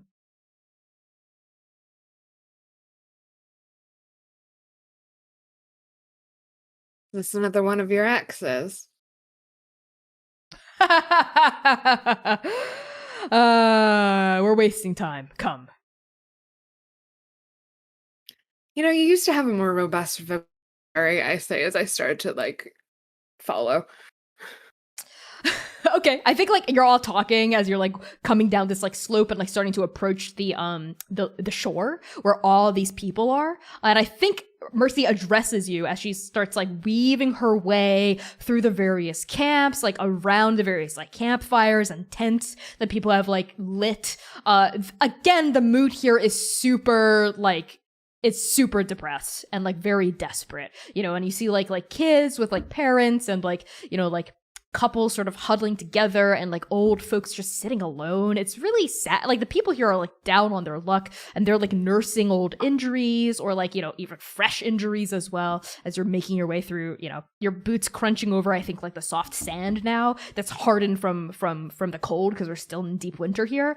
And Mercy addresses all of you and says, "Let's change the topic. I am asking you all to accompany me here for our next mission here at the Hanging Temple of Unmei. What do you all know about Unmei? Know anything?" You all can roll religion if you would like. I was about to say, Yeah, go for it. I know anything. I'm gonna say I think Jerron probably doesn't know very much. We're rolling fire tonight. What is religion? Intelligence? 21. Oh my god. What? A 3 from Gentle. Oh no. I'm sorry. I don't know what's up with my dice today. At least I these think are I just skill cursed them. checks. That's okay. Jerron, what did you get? I actually didn't roll. I'm just gonna say that I think Jerron just isn't very familiar with Unmei. Okay, basic knowledge, I think, that I told you sort of in my spiel earlier. The Hanging Temple of Unmei is obviously this temple on the lake, and it's named after this celestial emissary, right? That's said to protect this area of Umaori and protect like Umaori, the lake, like at large. She's like a major lake spirit here, right? Like one of like the bigger emissaries, basically an angel. Right, like in quote unquote normal D&D terms would be like a deva or something, or like one of those like big head honcho CR14 angels or whatever. You know what I mean? Sitlali, you would also know that she is an emissary of Sen. Who else? Here in Jukai, and that her whole thing, Unmei, is protecting the waters, protecting the people, and keeping the waters pure and clean. Right. So one of the biggest rules I think you would be aware of this temple is to not sully the water. And this means like you can't touch it, like don't bathe in it, don't spit in it, don't spill blood over it, don't pee in it, like don't swim, like don't spoil the water in any way, shape, or form is like really, really important to the followers of Unmei. With your 21. I think I just recite all of that back at Mercy, looking very bored intentionally. All right, nerd. God nerd. Didn't expect anything less. Yes, Unmei, Celestial Emissary, yada yada yada. We're here to meet one of the Shrine Maidens here. They have a problem, I think, and we're here to help solve problems. Hey, good thing about the world ending is that there's plenty of monsters, and where there's monsters, there's coin. It's coin in the apocalypse. Typically. Just like with war. We haven't seen a war here in Andake, a real one, for over, 700 years? Maybe this is the first time we can really roll in gold. And who exactly is bankrolling this excursion? Don't you know? Religious leaders tend to have a lot of offerings in their coffers. And with that, she starts to make her way to the bridge, the 500-foot-long bridge. That's maybe like 20 feet wide. It's quite a wide bridge that leads all the way to the temple. And you see people have like set up tents on the bridge as well. Like people are like squatting there, you know. You see a couple of people are sort of like bent over looking into the water. But overall, I think people are pretty respectful of the rule here to not sully the water. You don't see anyone like scooping it up to drink it or like spitting into it or whatever. But a couple of them look like they really want to because they look really dirty or like covered in blood and they're sort of looking longingly into the water, but they don't touch it, not yet anyway. So what do the three of you do as Mercy starts to lead you like down this people-strewn bridge toward the mouth of this temple?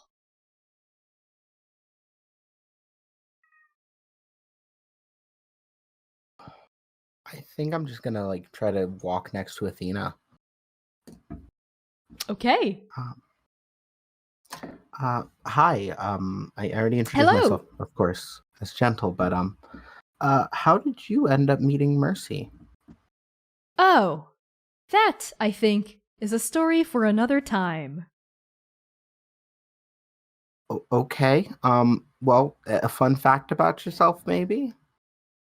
Fun I like fact making about tea. me. I also enjoy brewing tea. Let's see. I have traveled to all 8 nations of Andake.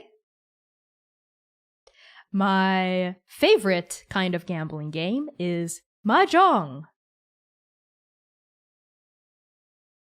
Do you have I a have favorite shared place you too. travel to? Favorite is such a hard qualifier.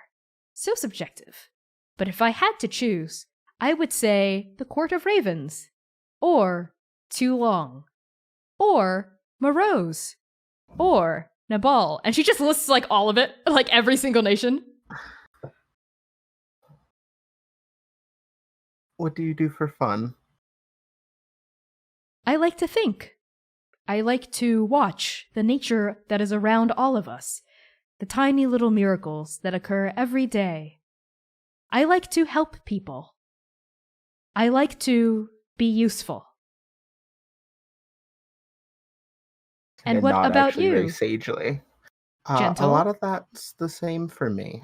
Like I like making tea and drinks and food for my friends.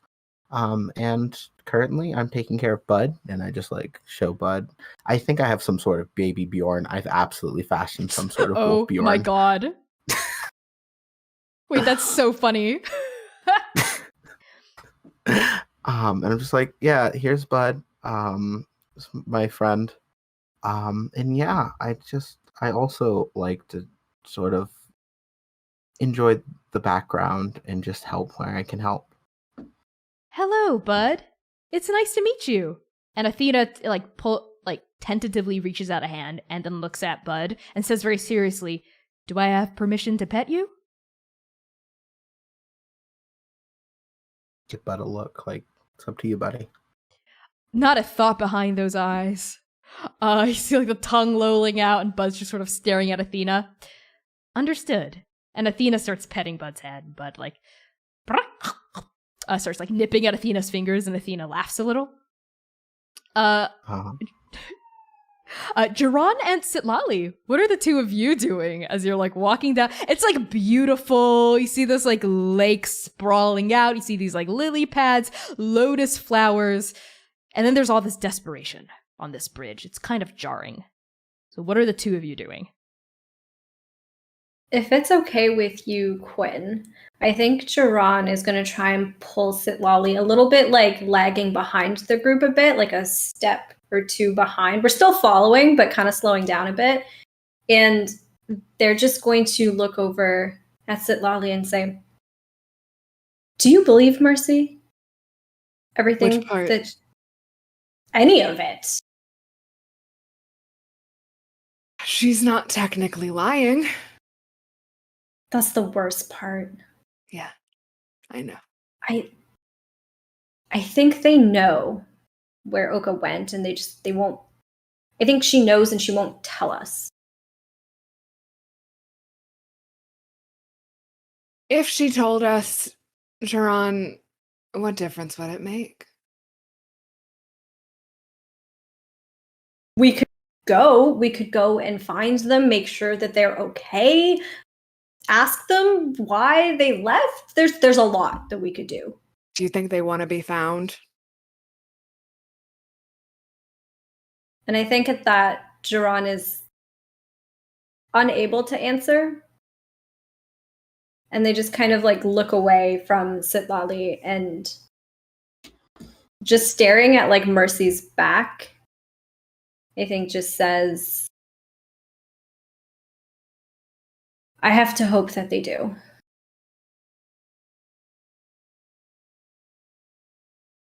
And I think Sitlali very hesitantly reaches out and puts like a hand on your shoulder.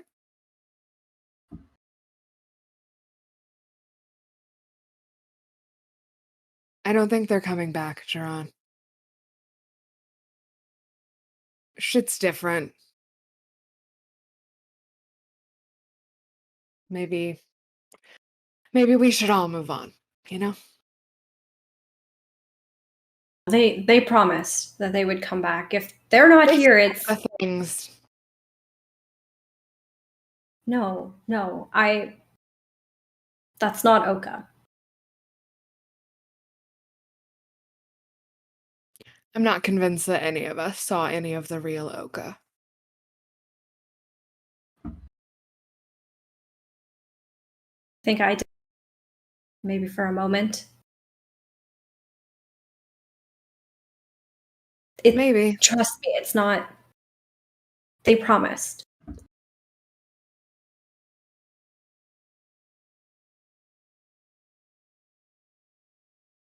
I think you're better off with never mind. Come on, let's go.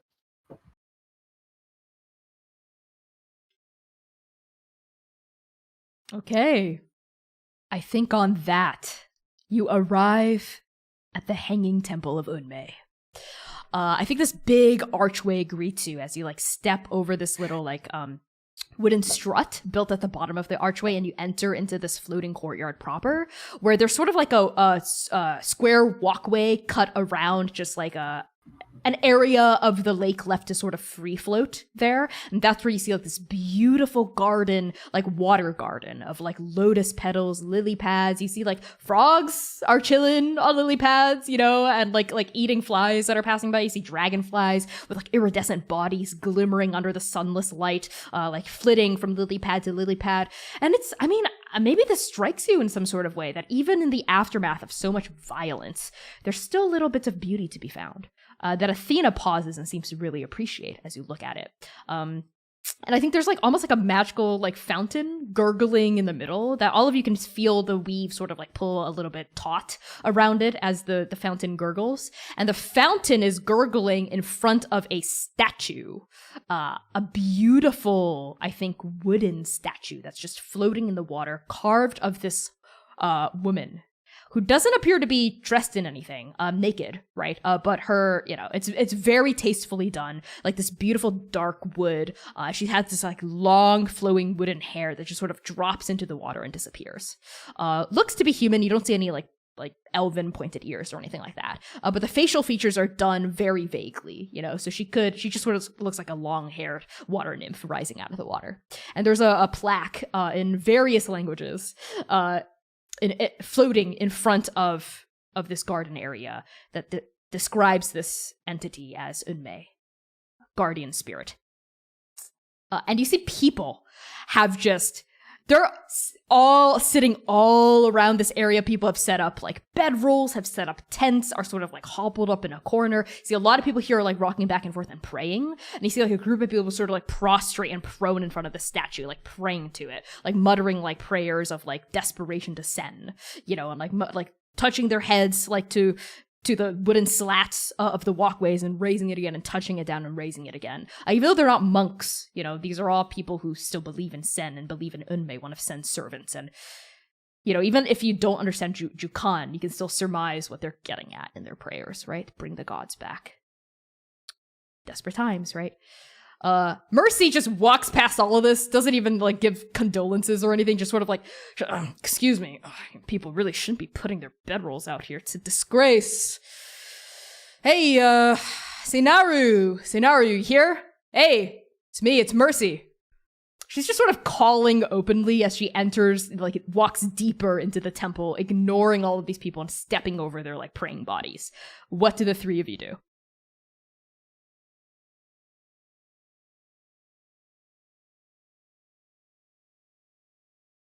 I think Jiran is going to like very, very briefly, like not taking very long at all, but is going to sort of stop at one of these areas where people are praying and just kind of join them just for a moment. He doesn't really like, I don't think that like Sen is the deity that Jiran would have primarily worshipped, but I think it's the apocalypse, you know? And even though the gods are gone, I think that he's trying to hold on to hope, and that is sort of the intent behind this. I really like that. Really like that. What about Gento? Yeah, I'm probably going into like if there's any large or any group of people cooking, probably trying to see if I have any things I can add, whether to help spice them up or just recipes that I can exchange to sort of help help stretch whatever they have, and then just offering what food I have as well that I can spare. I think you and Sitlali see sort of like perched on the edge of like the opposite side of a walkway, let's say. I'm being like kind of vague with the description of this temple because theater of the mind, it can sort of like look like whatever you want to imagine it to look like. I imagine there are like pockets of like water with like various like beautiful little water gardens all around and like walkways almost like on a grid system, like sort of all around. So like someone's like leant over into one of the sacred waters, and you see someone like starting to like scoop like some water into like a pot so they can like bring it to boil. And they're like doing it. They're like scooping it, like, you know, they're starting to scoop it in because they need to eat somehow, right? And Sitlali, you would know that this would definitely violate the rule for sure.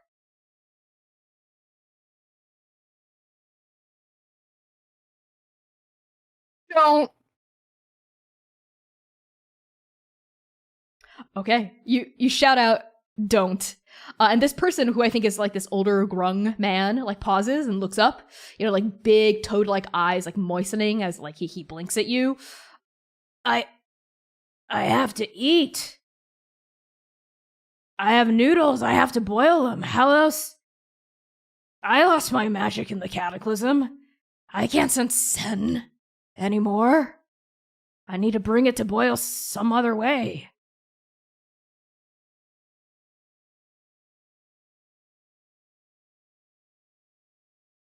I think I head over if I hear all of that, and I'm like, hi, maybe I can help. Don't be unnerved by the mask. I promise I'm a friend. And I think offer, like I said, whatever I have to help. Do you have any spells like conjure water or like create food and drink or anything like that? I have 2 spells. I have fog cloud and gust of winds. Well, unless you can make water out of nothing, I don't think there's anything you can do to help me, young person. Listen, I don't feel good about violating Sen's sacred rule here either, but I got a family I have to take care of. I have to feed them. I have a water skin. I'll offer like half of the water I have in that. Oh, thank you. And he It's sort of not empty out much. half of the skin, and he actually looks into it and he says, "Can I have just a little bit more? I have 3 course. hungry mouths to feed." Mm-hmm. Do you dump out the Yep. rest? Yep. Thank you. Self-preservation's low. Sen bless you. Thank you. And this grung man scrambles away from the edge of the water. I think I just say as we leave, pay it forward, and that's it. Okay. The grung man retreats. Sitlali, you see all of this. How are you responding to it? I quietly cast Create or Destroy Water on Gentle's now empty water skin and refill it. I like that you've had that spell this entire exchange and you're like, hell yeah. Yeah. I was like, Gentle, okay, God, this is easier. All right. And also, like, while they're in there, I think looking at the statue, I think they touch their holy symbol, which is a raven's skull, or at least the model of one. Not sure which. Hard to tell. And I think internally they just sort of ask tentatively, do you look anything like that? Or... No.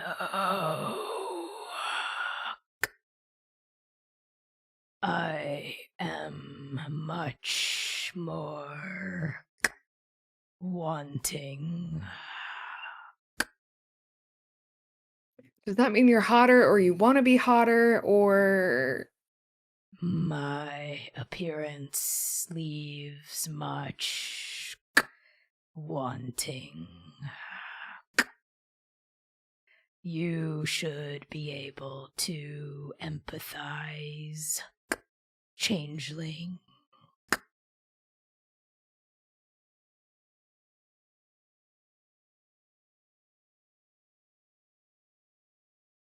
Yeah, okay.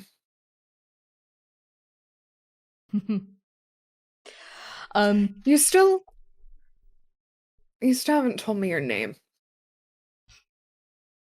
Names are such mortal affairs.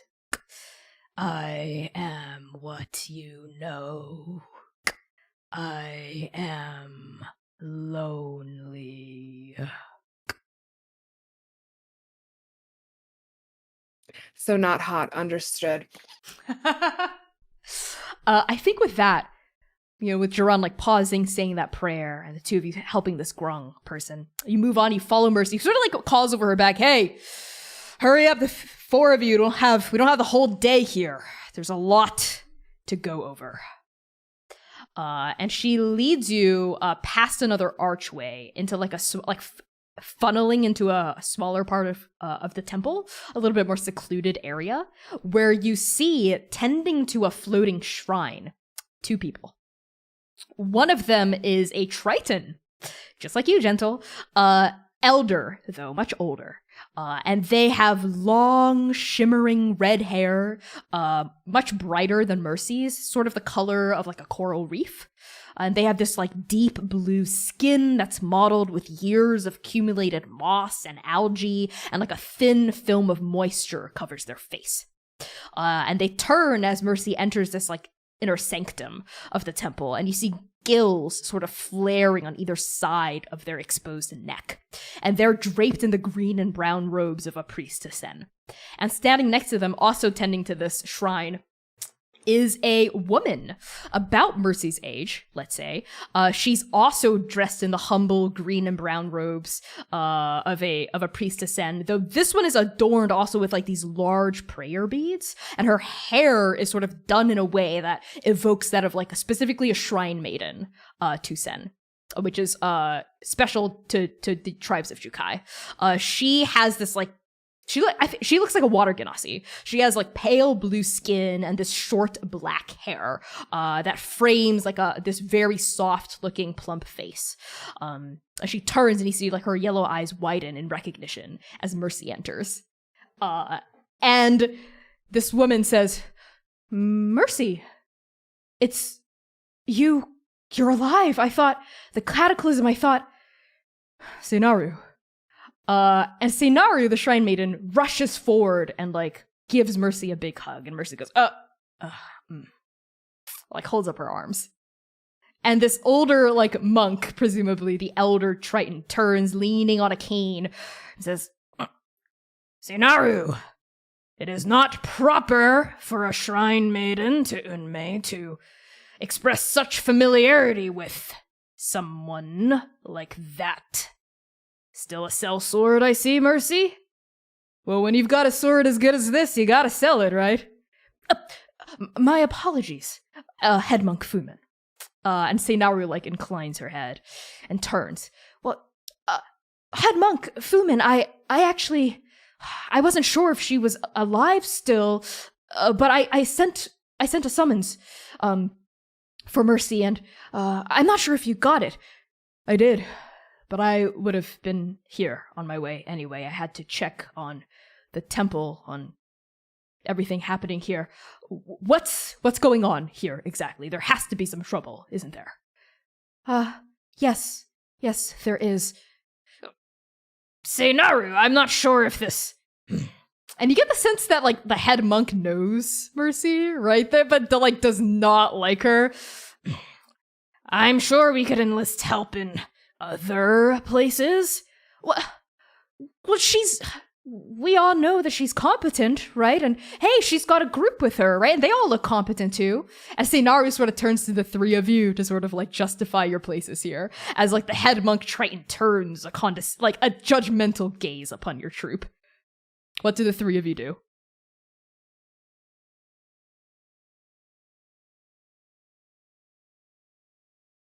I think Duran just kind of like looks over at the others and like shrugs a little and then looks back at this monk and just says, "We are trained monster hunters. If you have a problem, I'm sure we could solve it."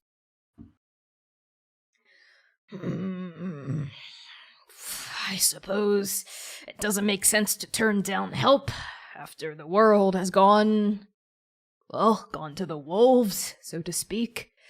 I prefer to say it's gone to the hounds. You! Stop! You! Yes, we have a problem. Seinaru? Yes, of course. And Seinaru hustles over to like the archway he stepped in from and like pulls like shutters closed for more privacy from the rest of the refugees who have, of course, seeking shelter here. Like pulls these shutters shut like a sliding door almost that goes over the water. He says, "I don't want to alarm any of those who are seeking refuge here at this temple. Those blasted other monks and maidens.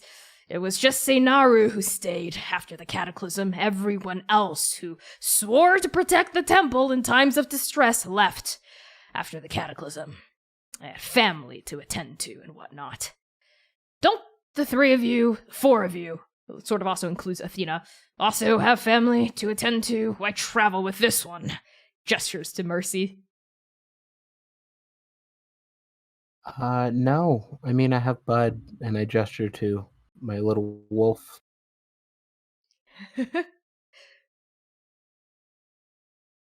You're looking at the only family I have left. Her? My God. I'm so sorry, young man. Yeah, I'm not too thrilled about it either, but here we are. Hey. Family squabbles is long story. So what's going on, Fumin? All right. You might want to sit down for this. And Fumin gestures toward like the ground, where I think there are like several mats for you to kneel on if you want. Do any of you kneel down? Okay, Gentle does. I don't, but I do cast light and like a purple, like a darker purple light just kind of like fills the space to you. Ooh, I like it. Yeah, it's very, very mood lighting. Fumin actually pauses and looks at you with alarm in his face. You still retain your magic, I see. Lucky for you, you're not a cleric. I hear sorcerers, some wizards, some bards still retain their ability to cast spells. But those of us whose magic comes from our faith, alas. I put my hand on my holy symbol. I am a cleric. What? How? How is this possible? That's a story for another day, I think. Fumin, your problems, please. Yes, of course. After the cataclysm, obviously things were very difficult.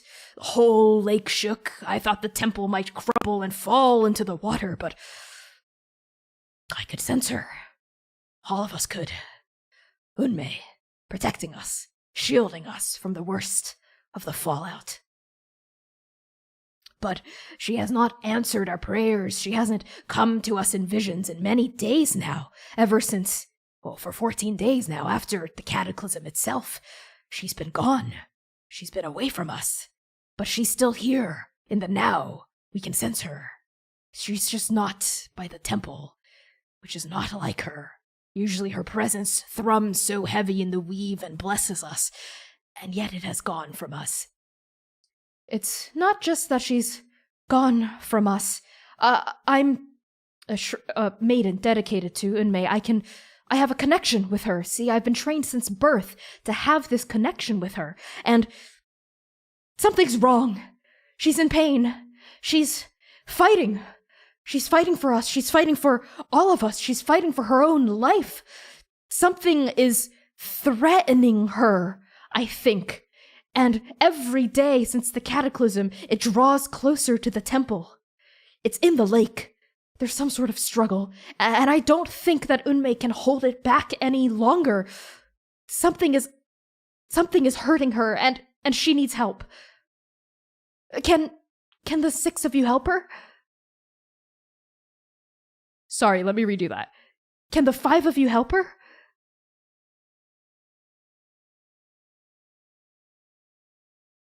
The thing that's hurting Unmei, do you know what it is? A monster, no doubt. One of those strange beasts that spawned after the cataclysm. Surely you must have encountered them on your way here. I did. And Duran kind of looks over at Gentle and eyes like they're scars. Yeah, I show them off a little bit of. Yeah, they weren't great. Oh, child. I'm so sorry to hear of your wounds, but you escaped much better than many of those desperate poor folk on our bridge. Yeah, I helped save people, and that's what matters, so. That's amazing. See, Head Monk? What Mercy does, what her group does isn't all bad. And all of you swear you hear him mutter something about blasphemy? Sitlali? Is there something you'd like to say or do? Yeah. Did you two date? What? Not you two. No, you. Oh. The Shrine Maiden turns red. Like her blue skin turns red. If you were one of Mercy's exes, you were legally obligated to tell me. Wait, am I? No, yes. Don't pay them any attention, Seinaru. So that's a yes? That's none of your business, is what it is. I neither confirm nor deny. Mercy's, and she's continuing to be very, very red and stumbling over her words. I just give Mercy the most deadpan stare that I can manage. Anyway, Fumin, how can we help? If they're out in the lake, should we take a boat? What's happening? Can you see? I didn't see anything out there. They must be very far away, if my eye couldn't perceive. I fear you might not have to take a boat. Every day the struggle draws nearer. They wrestle, they fight, they struggle underneath the surface of Umaori. And I'm afraid that their mighty battle will fall upon the temple. Can you protect us? Can you protect all of us if and when they get here? Can you save her, help her, Unmei? Fight off this beast, this thing. We can try. But I think the first thing that we'll need to do is get everybody away from where you think that this battle is going to happen. There's a lot of people outside, as I'm sure you know, and we don't want them to get caught in the crossfire. Whatever it is, it seems to be beating Unmei back here. I assume the temple is where Unmei can make her final stand. It's where her powers are strongest. So, it'll be hard convincing everyone to get out of the temple, and I don't want to panic anyone. If they knew that a monster attack were coming, it might plunge the whole shore into chaos. This seems like a Sitlali question. And Mercy turns to you, Sitlali. You're good with people. What are your ideas?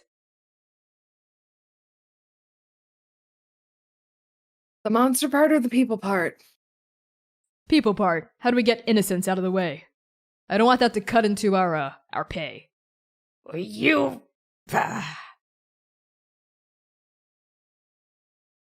I'm gonna pretend you asked about the first one anyway and just see what I can come up with for both. And I think you see Sitlali kind of retreat internally like they do occasionally, and I think they're going to ask their new best friend, hey, so, like, what's the do you feel that, like, what do you know? Can you tell, are you useful? Do you know anything about what is happening here? I can sense disturbance in the weave. Unmei is like me, an emissary, a being of magic and divine providence. But she is vaster than I. This entity she wrestles with, I can sense in the threads of the weave, snapping it, gobbling it up, drinking it, drinking her. It is dangerous. The people here are in danger. So you are useful. And I think they accidentally say that part out loud. Of course I am. I'm your leader. Not you. We need to evacuate. Of course, Probably yes, but now. how? How do we frame it without causing a panic, a flurry? Food, feet like a line to get people some food and water. Food Seems and like water is a people are good struggling. one. That is a good one. That's a good one, Gentle. And, like, I think Sitlali visibly looks like they have a headache, like they are exhausted and a lot's happening and they don't want to talk about it, TM. Okay. Totally. Jaron, do you also chime in, or are you, like, with the food plan? I think that food and water is a good idea. Yeah, I think John is just on board with that idea. Okay, sounds good. So Mercy also nods and says, all right, let's do it. So why don't each of you tell me how you contribute to the food plan? Like, is one of you gonna, like, make the big announcement, like, bang some pots and pans together? Is one of you gonna, like, actually set up a food stand, like, back on the shore, like, deeper into the woods, away from the temple, etc.? So tell me how each of you are making yourselves useful, and I'll call for, like, a group check. So I think... Oh, Go ahead. no, go for it.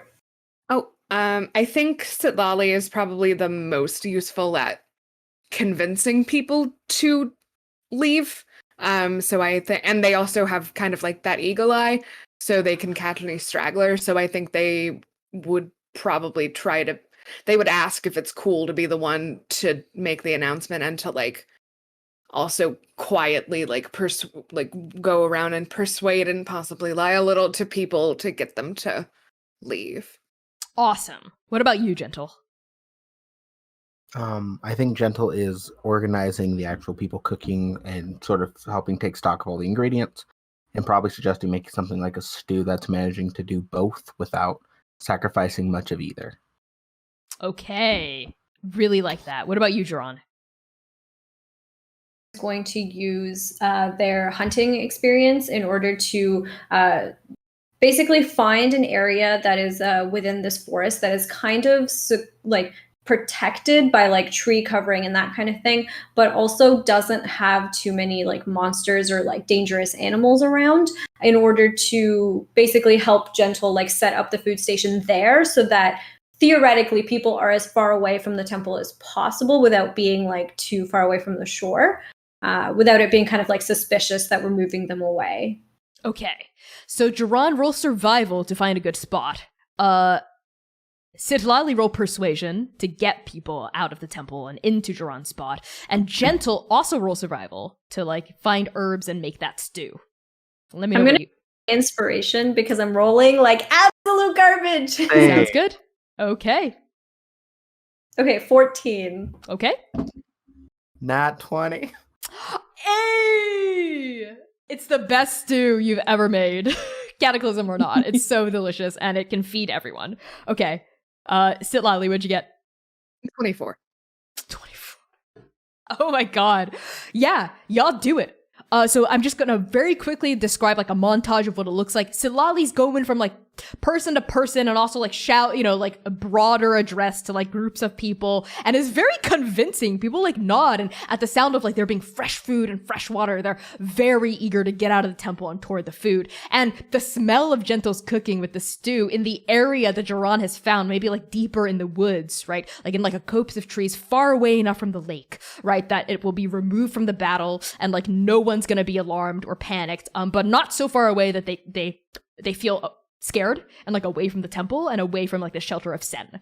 So this delicious smell of Gentle stew is coaxing these like dozens of people away from the shore. People I think like leave their stuff mostly, but they like come up to this like almost like picnic area that you've set up to like eat and mingle and talk. And for once, I think the mood starts to lighten a bit. Like now that people have like good food starting to get scooped into their stomachs, they start talking to each other. They thank the three of you like profusely, like they're so grateful, and they're like just ladling stew into bowls. And because of your nat 20, there's plenty of stew to go around for everyone, like even for people to have seconds and thirds. And I think this entire endeavor takes until nightfall to like prepare the stew, to get the people out there, to like set up the picnic area. It takes until the sunless sky, the light from the sunless sky begins to darken and darken and darken.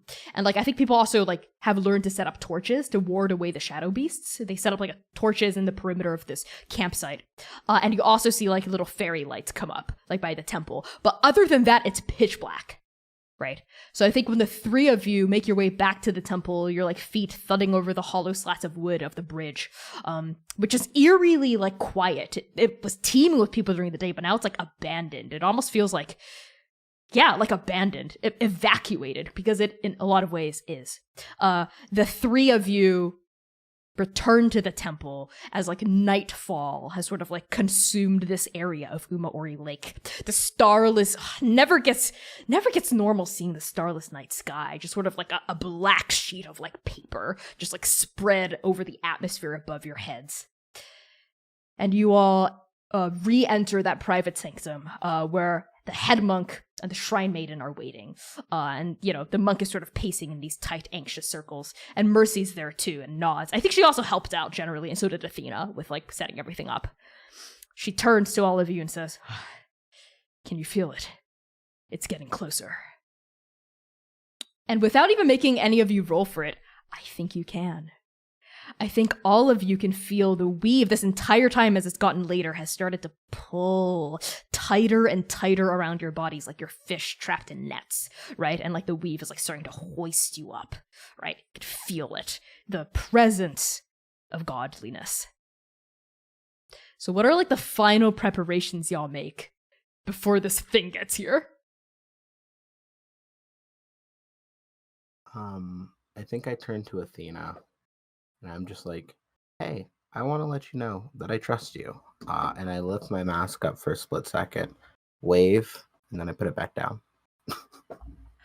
Ah, you are beautiful. Thank you. I am very honored that you would share that side of yourself with me. Thank you. You liked Bud, so I know you're a good person. I hope I am. And I hope I will not let you down. You won't. And you and Athena share like a smile, I think, at that. Dran, Sitlali, how are you prepping for this? I think Jaron is going to try and hide behind. The statue is in the middle of this area, right?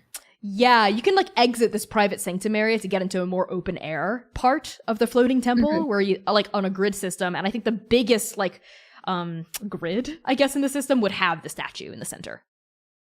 I think Jaron is going to try and basically hide behind the statue so that whenever this monster comes up, that they are not the first or even the second or third. Basically, the monster will not perceive that Jaron is around, so that he can sort of observe it at least for a moment and try to like help where needed.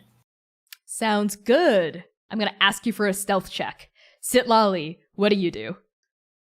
I very quietly and inconspicuously, hopefully, cast Sanctuary on Gentle. How does that look like? They try to make it casual, like a casual brush of the raven's, like across the raven's skull. And it's sort of like when their fingers make contact with the bone, there's like a dark looking spark. As they try to subtly cast that. Yeah, I think that works. So what does Sanctuary do? Let's see. So until the spell ends, any creature who targets the warded creature with an attack or harmful spell has to make a whiz save. And on a failed save, the creature must choose a new target or lose the attacker spell. Got it. Yeah. Okay. So they can't attack Gentle, basically, or risk losing what they're trying to do. Okay. Yeah. Sounds good. I think you do it. So Gentle, Titlali, what does Gentle feel as the spell settles over them? I think their magic used to feel. I think that Gentle can tell that it is Sitlali's magic, but it's different. I think it's cold. It's a little bit colder. I think it used to be a little bit warmer, and I think there's something like. I think it feels stronger, but I think it feels a little cold. There's something like a little off about it. But because I think they have cast the spell on all, like at least once on all of the hounds, except Athena. So you would probably recognize it, but there's something off about it. Thanks. What?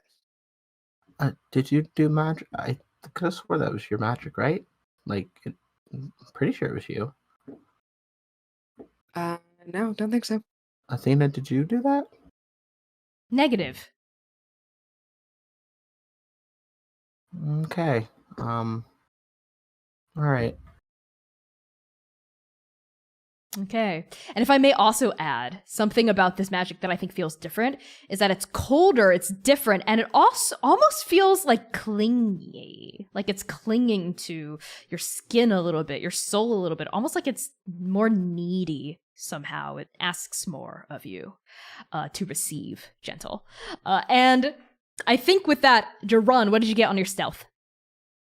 Not rolling very well today. 13. Okay, a 13. You hunker down behind the statue, right? I'm assuming you're like brandishing your weapons and like getting ready.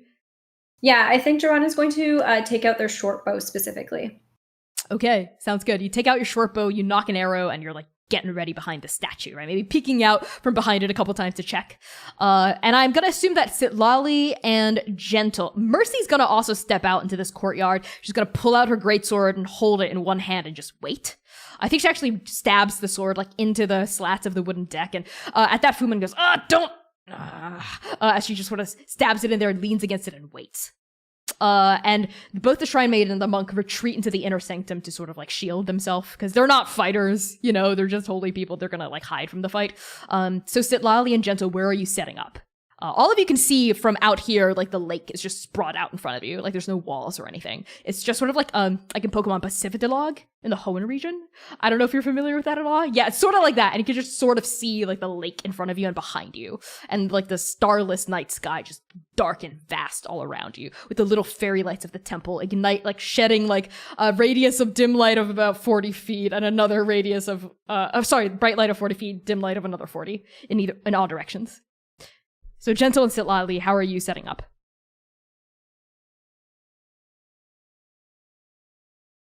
I think for me it's pretty straightforward. I think I'm just sort of stretching and making sure I'm ready and able to move. And I just asked the Shrine Maidens, like, and this thing's absolutely 100% bad, right? Like I can fight it. The Shrine Maiden peeks out from behind the divider. Yes, it's one of the monsters that came after the vanishing. Okay, then I'll actually fight for real then. Oh. And I like feel a little bad about it as I say it. Well, this is a rare occurrence. That's right, Gentle. Now's the time to go loud. Well, that's it. What about you, Sitlali? I equip my shield that's been on my back. And I just kind of, I think I try to take a strategic position where nothing can get like behind me, which is hard in the space that I am visualizing, but I do it. Okay, you do it. So there's a lake open in front of you and behind you, so I'm assuming you've got your shield out, maybe you're like scanning left and right to like make sure nothing creeps up on you. Gentle, you crack. I'm assuming you like roll your neck a bit, you like get a bit limber, you're getting ready. Yep, shaking out your hands.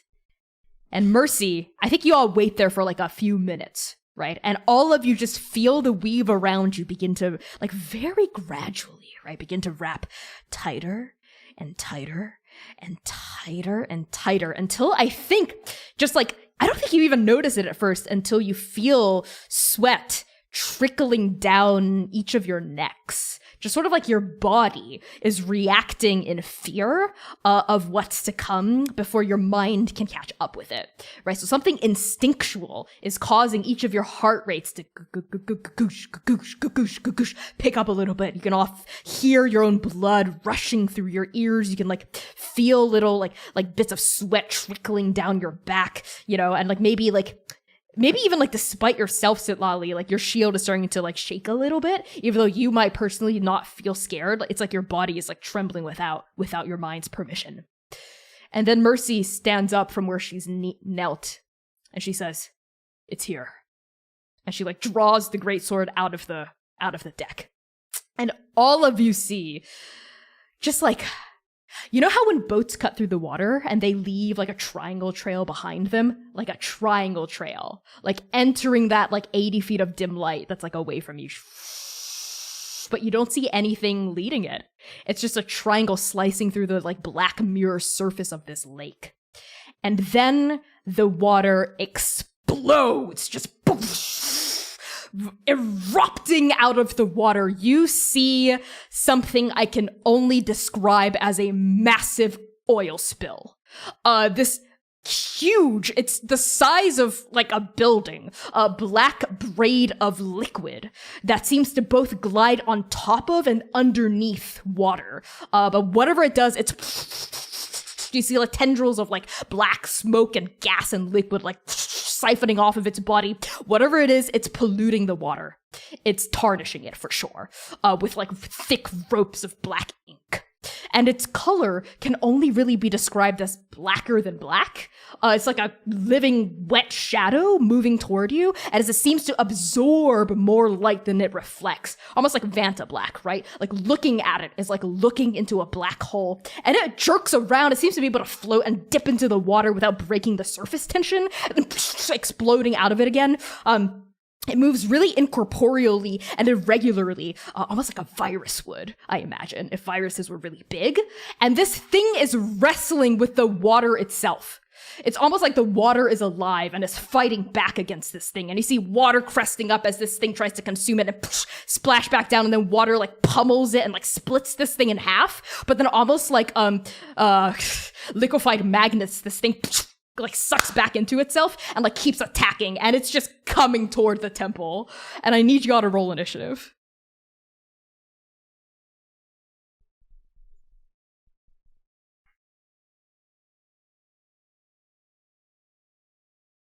So once you have it, let me know. 21. A 7. No. Okay, Gentle's at 21. Sitlali? 16. Okay. No, a 7 from Jiran. Okay.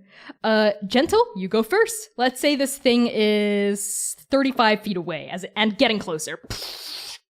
In the water. What do you do? It's in the water still? Yes. Oh, I don't think am I monk enough to run on water yet? No, I am not. I can let you try. I will You can certainly try try. if you let me. Absolutely. I will. I'll let you do it. So I'm going to ask for an acrobatics check. Okay? All right.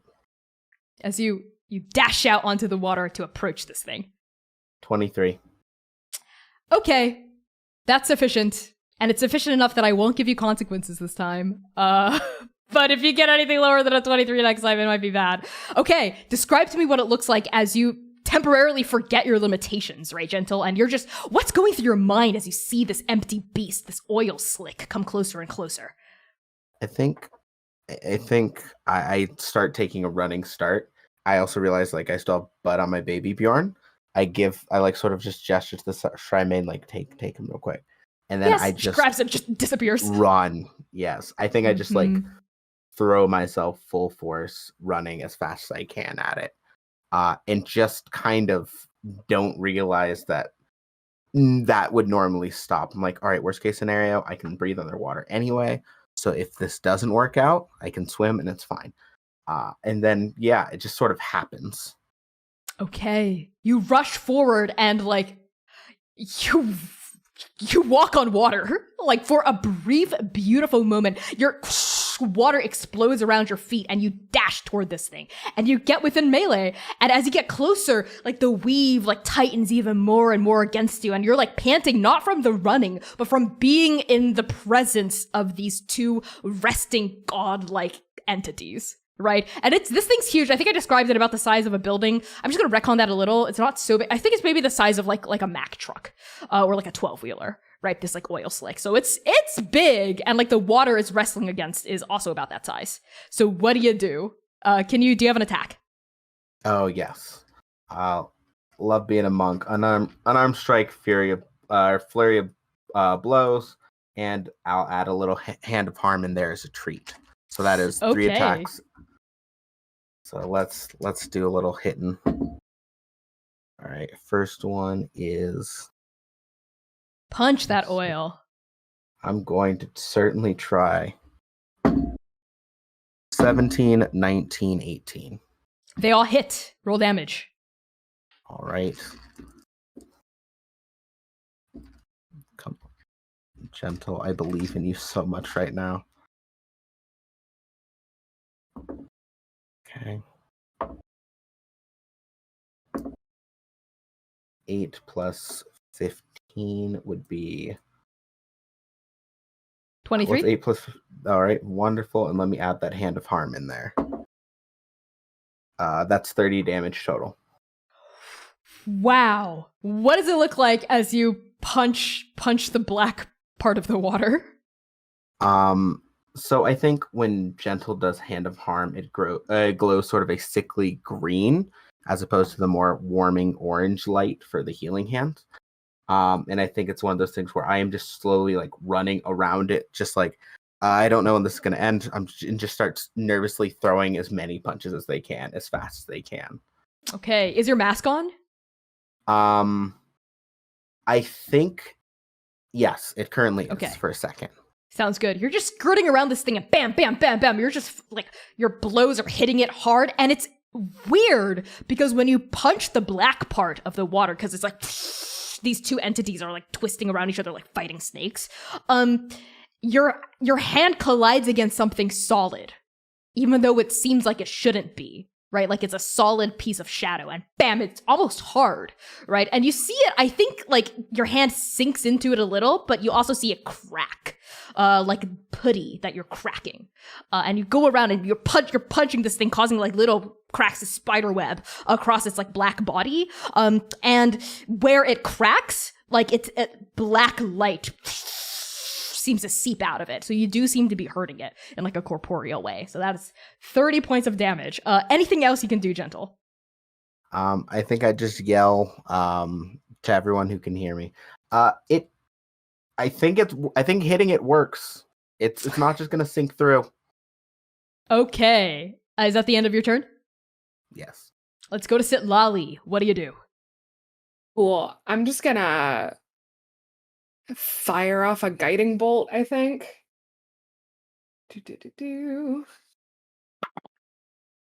That's a nat 20. So how does that work? How do you do crits? Is this like a damage spell, Guiding Bolt? Yeah. It's straight damage. So I'll let you either choose to do max damage and then also roll on top of that, or you can roll double dice as normal and pick a narrative boon. You can like cause it to do like something else can happen in the fiction that you decide. Oh, we're gonna go with the narrative boon. Of course. Hello. So I think from behind their shield, it's just like a little bead of dark energy just kind of travels out and then explodes on impact. That's how wizards describe fireball. I've just realized, but it's not fireball. It's different. Okay, got it all. So that's oh dear. Oh, that's not a 6. It's okay. 6, 12. 7, 8, 9, 10 plus. So that's 15 points of damage. Wow. What kind of damage? So that radiant. Okay. And that was what? So I rolled twice, or is it twice. just double that? Okay. Roll double dice. Yeah. 12, 13, 14. The second time radiant. Okay. That is 20. That is 29 points of damage. Y'all are killing it at level 4. Love it. So what does it look like as it explodes on impact against this black mass? I think it explodes into like, I don't want to describe it as like fireworks, but I feel like it's a little fireworks-y. But I think it then takes on like a similar kind of like oil slick look, just a little bit shinier, and also it like clings to its form. I like it. Is that the narrative boon? So what are you trying to slow it down? Are you trying to hold it in place? Are you trying to deal damage over time? Oh, that was just regular flavor. Oh. Okay. The narrative boon, I think I would try to use that fireworks moment to look for the soul bag if it's visible. Ooh, that's really smart. I won't even make you roll for it because I like that idea so much. As the fireworks go off with this like dark light illuminating it, you see several things. You see, first of all, you see Gentle, just sort of like, I think still skirting on the base, like punching the shit out of this thing, right? You also see the water that is wrestling against seems to take form, like illuminated for like a split second by the fireworks, and you see the shape of a woman. Very similar to the statue that Joranna's hunkered down behind. This like woman, like with like long hair that is water, like coming out of her sculpt that like connects with the rest of the lake. Right? It seems like she is almost like the lake given form. And she's sort of like wrestling against this like, again, this like oil slick, this like obsidian mass, right? And as it lights up, you see the obsidian mass go translucent, and then like the smallest little hole at one of the centers of its body seems to like light up, and you hear the voice in your head go, "There." That's There the what? bag. Oh. So we get that and then it dies? And then we reap the souls inside. Okay, don't get carried away. I will call out the weak spot to everyone. And also the next attack against it has advantage because guiding bolt. Ooh. Nice. Speaking of which, let's go to Jiran. Does everybody see the translucent bit, or? I think Silali Yeah? called it out, so yes. Okay.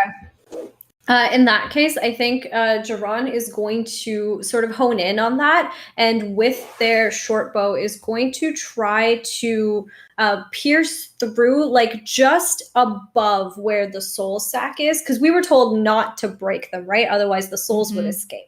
Yes. So I think Jiran is going to try to hit just above where the soul sac is to create like a hole into the creature. Okay, so make a short bow attack with advantage because of guiding bolt. All right. I got a nat 20. Oh my god, thank the Lord. 2 nat 20s. Okay, do you want max damage and roll again, or double dice and a narrative boon?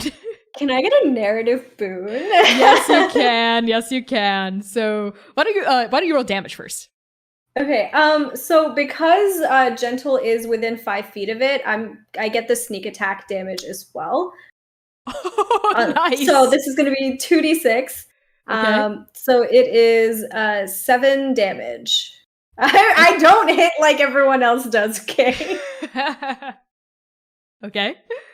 But if possible, and you can say no if this is me being greedy, but is it possible for the arrow to have hit it in such a way as to like moved the soul bag like closer to the outside, or like pushed it is a better ask, like pushed it closer to like the edge? So if it's like in the middle of this creature, like maybe the tear into this creature's body has like pushed the soul bag further out, so it's easier to reach.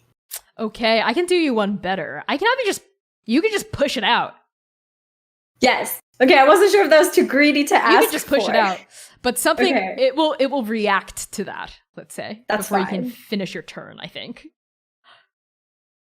Okay, so describe to me what it looks like as you knock this arrow, draw a bead on it, and lit up by Sitlali's guiding bolt, your arrow strikes true. Why don't you describe that? I think with Sitlali yelling out and pointing out that area, Jiran kind of like knocks his arrow and looks at it, and just every moment that he's ever like hunted monsters in the past kind of all coalesces into this one, and he knows exactly where to hit this arrow, and so it kind of strikes through, and I think it hits the creature, and the creature maybe kind of like breaks apart a little bit. So like I'm imagining kind of the way that like oil will sometimes like split apart and you can see like inside, and you can see inside of it, and you can see the arrow kind of hit like the edge of just above the soul bag, the muscle, and you can see as it tears through and this bag kind of like falls out on the other side. Okay.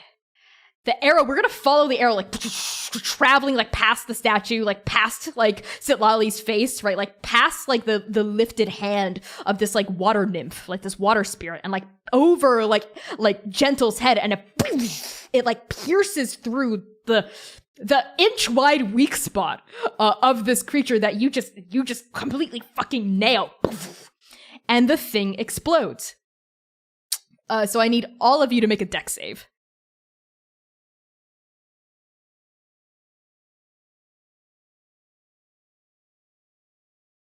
20, but unnatural.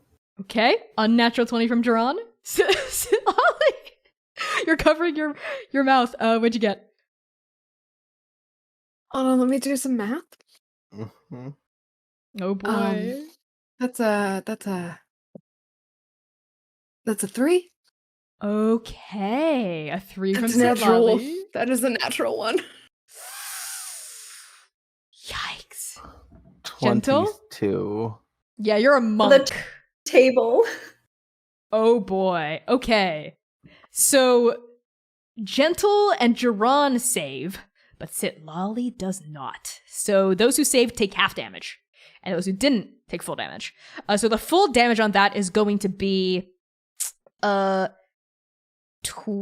points of slashing as this thing turns into like blades and explodes outward basically, and another 8 points of cold damage. That's the full.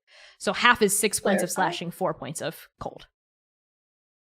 Just to clarify, Yes. is this damage going to be from our full, or like did we have a chance to rest in between cataclysm and now? I assume yes. Wait, yes. Okay, yeah. cool. You're not like on death's door. I'm so sorry. I should have clarified. No, it's all good. I just wanted to make sure. No, because Gentle, I think Gentle would die if taken past like half.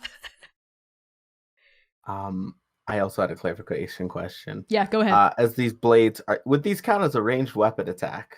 Oh my god. You know what? Why not? You know what? Why not? Yes. Yes, they do. Monk. Let me see how little this does to me. You're gonna deflect those missiles. I deflected the missile. That was I reduced it by 19, and it was already at half for me. Oh my god. So, you're like matrixing it like on the water, I think, as you're like deflecting like these like blades of like shadow ice like that are exploding off of this oil slick monster. But I think what it means is you lose the surface tension from when you were running, and I think you just sort of like you float into the water like while deflecting, and I think your back plunges into the water. I can breathe. I'm just swimming.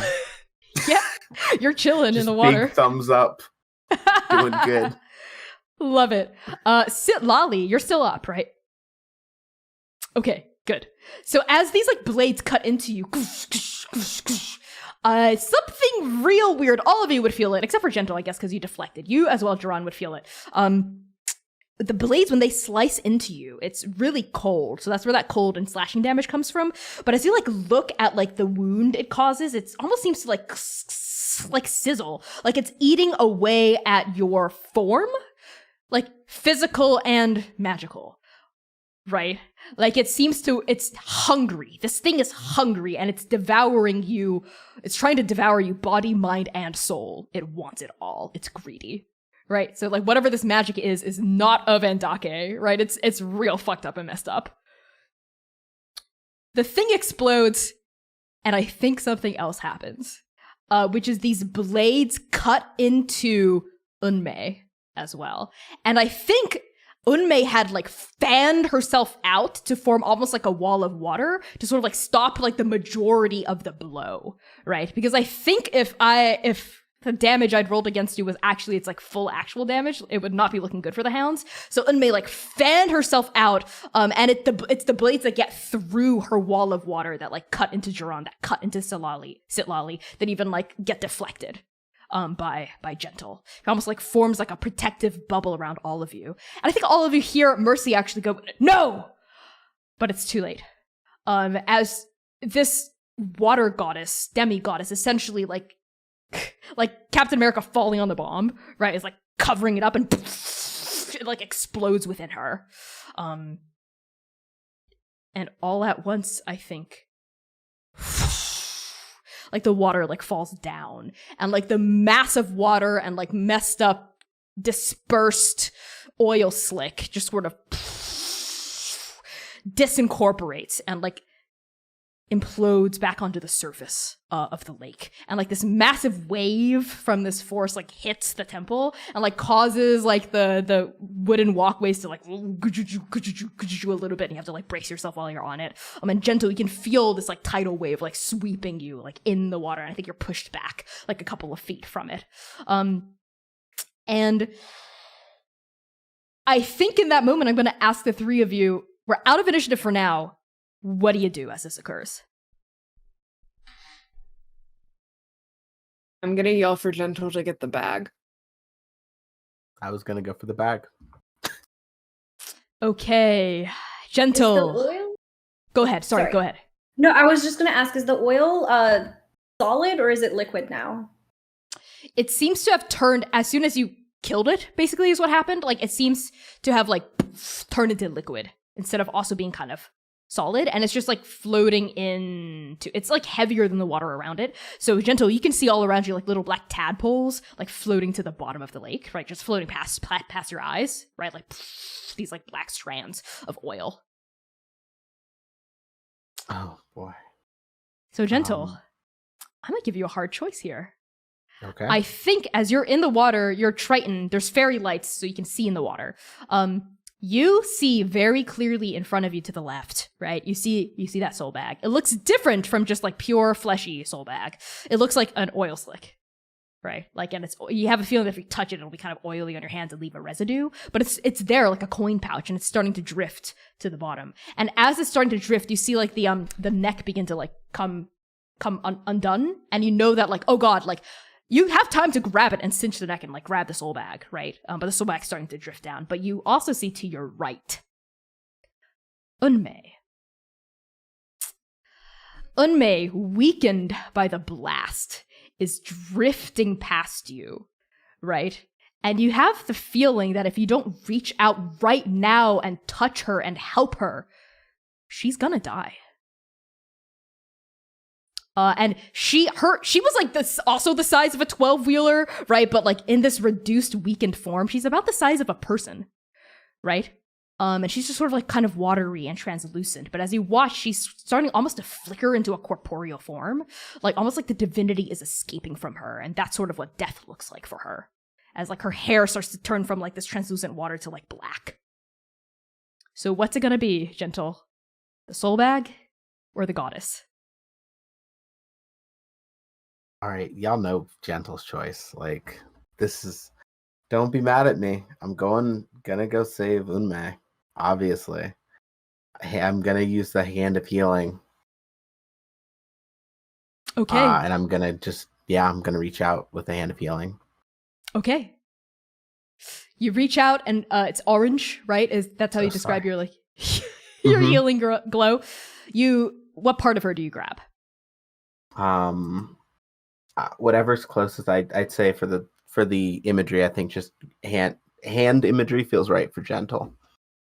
Okay, you So, grab yeah. her hand. Yep. This orange glow suffuses you both. And from the from the temple like walkway, Sitlali and Jiran, you see like the interior of the lake like flare with golden light, and you see like illuminated from Gentle's hand, like Gentle holding on to this like humanoid like woman form like in the water.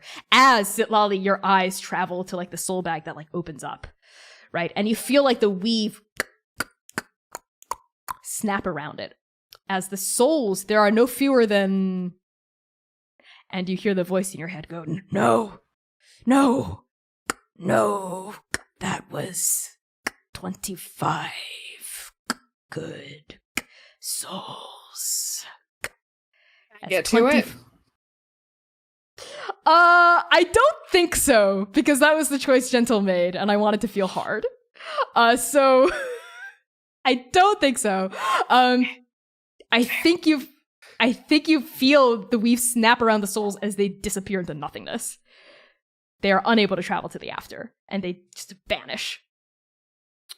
And then the light flares down from Healing Hand, right? From the Healing Hand from Gentle, and I think all of you just on the surface watch as like the water sort of like blue like ripples toward the dock, toward the walkway, and then balloon up. As Gentle is sort of borne up on this like small pillar of water, this like little wave that you're surfing on, and you're deposited very gently onto the wooden slats, like very wet and dripping, right? Your mask, I think, is slightly akimbo from like all the swimming and like all the fighting. And also stepping on to the walkway next to Gentle is the emissary that they saved, Unmei. Her body has stopped becoming corporeal. Like her skin is now still like translucent again, and all of you watch as like the black of her hair fades into like just watercolor as like the color of the water like takes it over again, and it connects with the rest of the surface of the lake as she once again like becomes her full emissary self. And like she turns like in like humanoid form. She's not like this huge giant woman anymore, right? She turns and faces all of you, including Mercy. And in that moment, before I go any further, what do the three of you do? I think while Gentle was going down to grab the bag, Jaron was trying to like clear up the pollution into like vials, basically, was trying to like collect it, both to cleanse this water, but also thinking that maybe in the future we can take it to someone and study it and figure out what the heck this is. I like that. I wish there was like a foraging check. I guess it's survival. So make a survival check. To like, as you're bent over like the surface of the water, like bringing out vials to try to scoop up this black liquid. 16. 16. You're able to scoop up 16 ounces worth of this like black liquid and like store it on you. And you just have it. You can add that to your inventory. Sitlali, what have you been up to up until this point, or what do you do right now? Think Sitlali feels a weird sort of loss when the souls die, for lack of a better word, and I think they think to themselves internally, so if I get my hands on a bag, what do I do with it? Hold on to it for her. Right. You Raven Queen have always been her most dedicated servant. You may leave her in life, but in death all go back to her.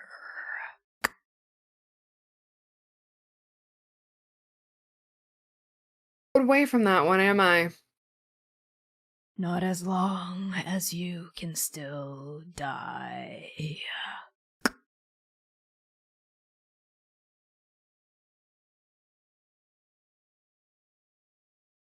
Mercy, I need a favor.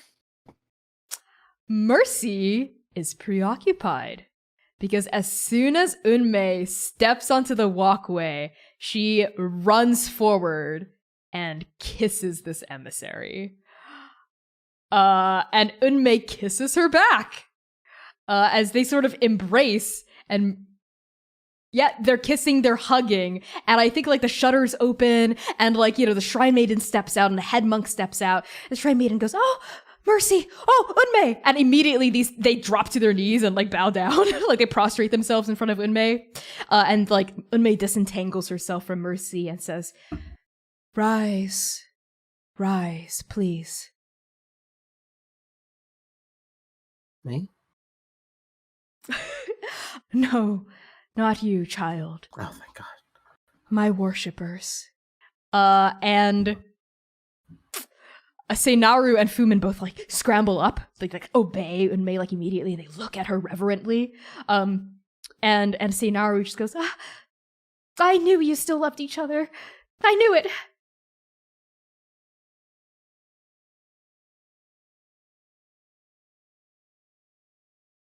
Mercy turns to you, Gentle, and says, "Thank you. Thank you for... I know that was a hard choice. I could see it illuminated in the water. Thank you. If I'd lost her, I don't know what I don't know what I would have done to myself, to you." I mean, I just saw how upset you got, and you don't show that much emotion for many people or things like that. And my body just sort of moved on its own. The right decision. Let's not be so hasty as to call it such a thing. My life, I do not wish to weigh it against the lives of others. I am grateful to you, child, And Unmei turns to you, gentle. I know it was a hard decision to make, and I wish you are not plagued by regret. It was an impossible choice. I am grateful. I, I don't. I don't. Your welcome feels weird. Can you just promise to help protect the people of here? I mean, I know you're already doing that, but I know we won't be here forever. And I can give you the recipe to the really good stew I made. But I just want to make sure you can help keep these people safe. I could sense the stew from where I was, albeit I was distracted.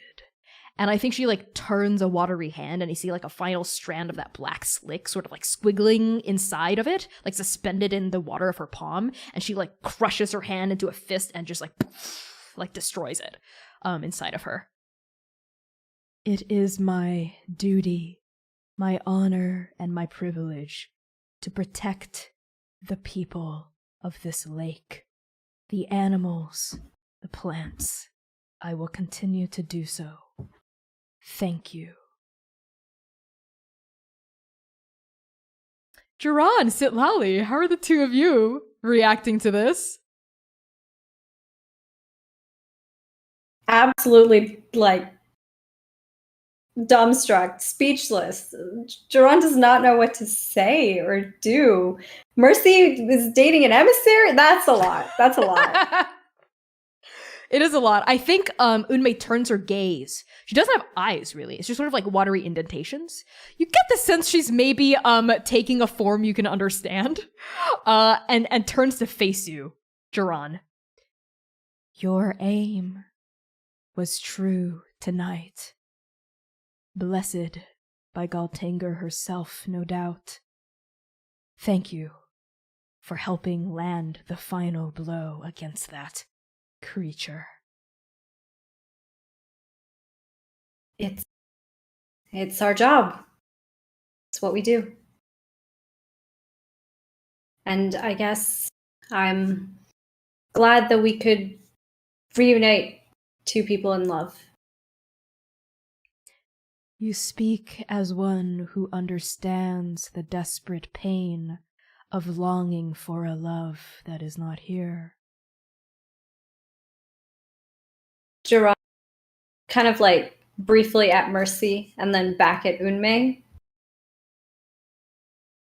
Yeah, I think you could say something like that, but that won't be for long. I'm sure of it. Life, like water, is ever changing. Do not think that the river you are in right now is all that you are bound to experience. All rivers flow to the ocean.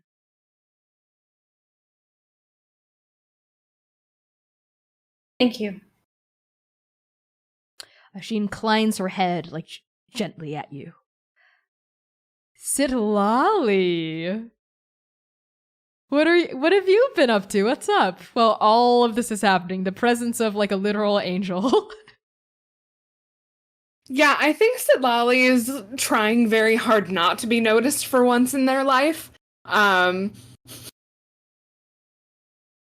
think Sitlali is just kind of like averting their gaze behind their shield, like, because they know what they are and what they've got, and they don't feel like they belong in this scene.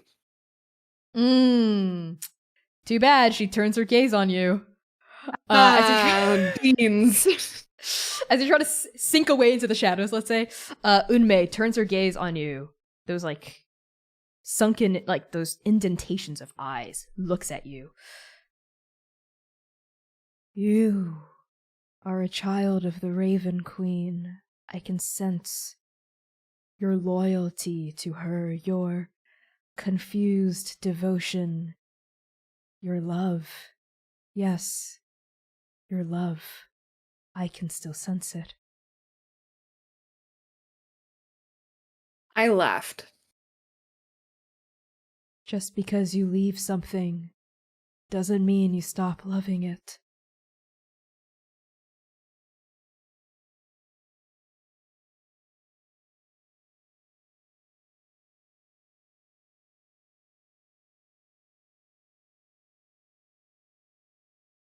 So how old is Mercy? Does this how long is this I don't think because this is you're, that is not a necessary question to answer, Unmei. I do not think it is my place to answer such a question, child. Though a word of warning, if I might. I suppose you will, so. Not all things that help for you. And you get the distinct sense that she's looking at your soul. I don't know how you know, don't know why you know, but you get the sense she's looking at your soul and the thing that has glommed onto it. I'm in this post and I don't like it. Yeah, understood. Yeah. Careful what you promise things that are lonely. Is that advice for me or the rest of the group?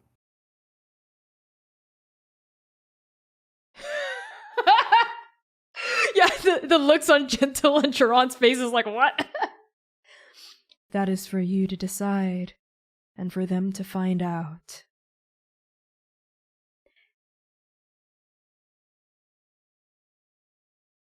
Is there anything else you'd like to say to her, Silali?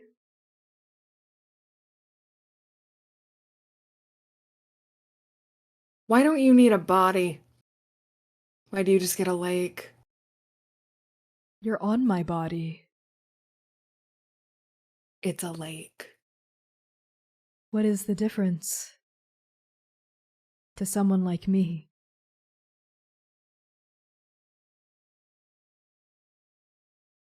I guess. It is a body of water. Gentle, I am aware of that. Nicely done. I enjoyed that pun, Gentle. And you. And finally, Unmei turns to Athena, who stiffens, actually. And for the first time since you've met her, looks almost nervous. And Unmei turns to her and says, you seek something that is inside you all along, don't you? I don't know what you mean.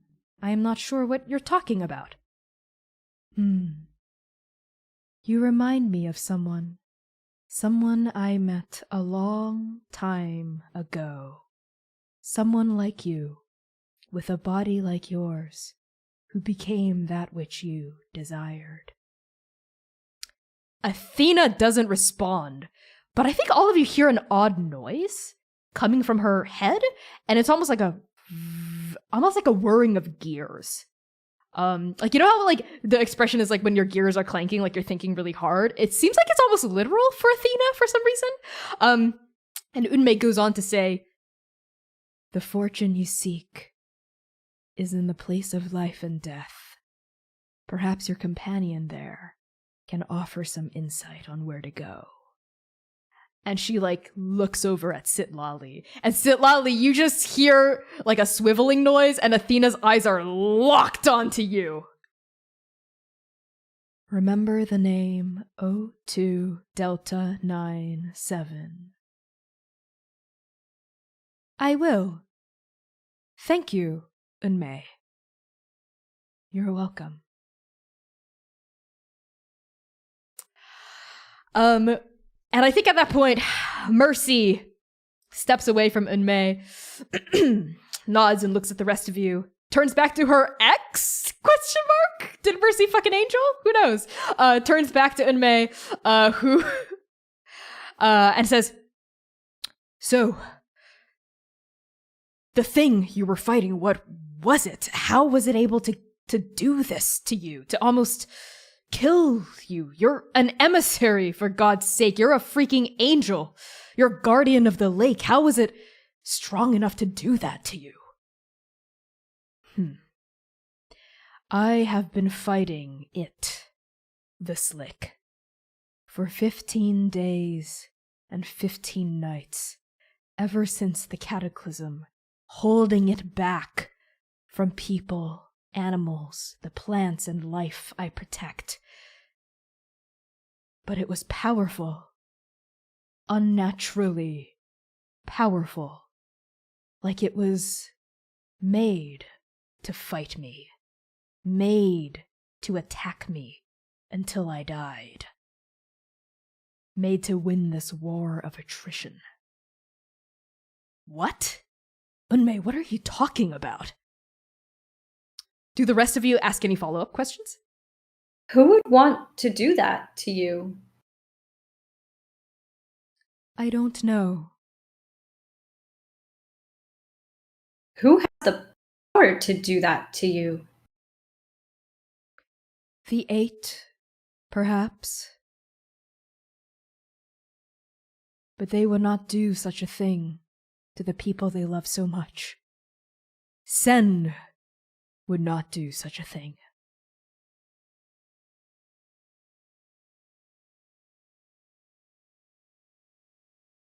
Gento, Sitlali, any follow-up questions about this particular line of inquiry?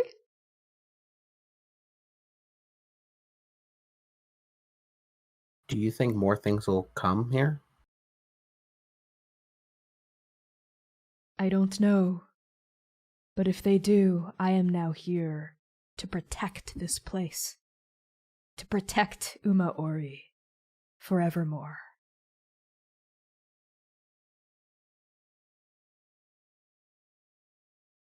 Can you feel any other emissaries in the weave that survived? I believe you are well equipped to answer that question, child of the Queen. Don't But call yes. me that. Very well. I understand the fluctuation of names. Yes, there are emissaries who survived and emissaries who did not. Those of us who were in the now when the cataclysm occurred are now trapped here. We cannot go back to the beyond. Is there a beyond to go back to? I hope so. And she raises a hand and looks at it, turning it around in like the darkened light. It feels as though we were taken from the gods instead of the gods being taken from us, child. And there's something else. I can sense them. Sense who? Sen. What? You just said we were taken from the gods. How do I... They're in the now. But there is something wrong. They're not whole. They're a shattered echo of themselves. Adolin is when the veils between the now, the after, and the beyond grow thin. When the now was ripped from the after and the beyond on Adolin. The little bits, the wisps of the gods that remained in the now were cut off from the rest of them in the beyond. And so the Sen that I sense in the now is not the true Sen, but an echo, a reflection of themselves. And they are here. There's something wrong with them. They are scared, this god shard. And they are lashing out. I can feel it in the weave, because of my connection with them. Otherwise I would not know. Do you think it's these echoes of the gods that are creating these monsters that are coming after you and perhaps other emissaries as well? I do not think it is the god shard that has created this monster, child. I think it was something else entirely. The slick is not of Andake.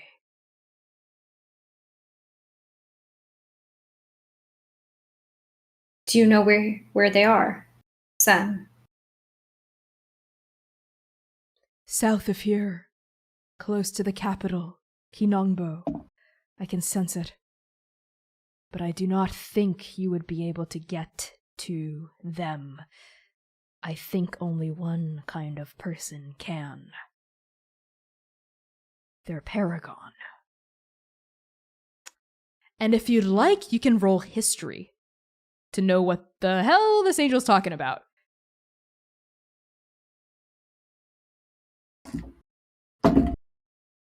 I got No, a 7. 16. Okay, 16. How did I get a 16? 22. 22. Okay, Geron, Paragon. All you know is that there is a really famous historical event, maybe you weren't paying attention during education class or whatever, like when you were going over this, called the Paragon War. That's all I think you're really familiar with. Gentle.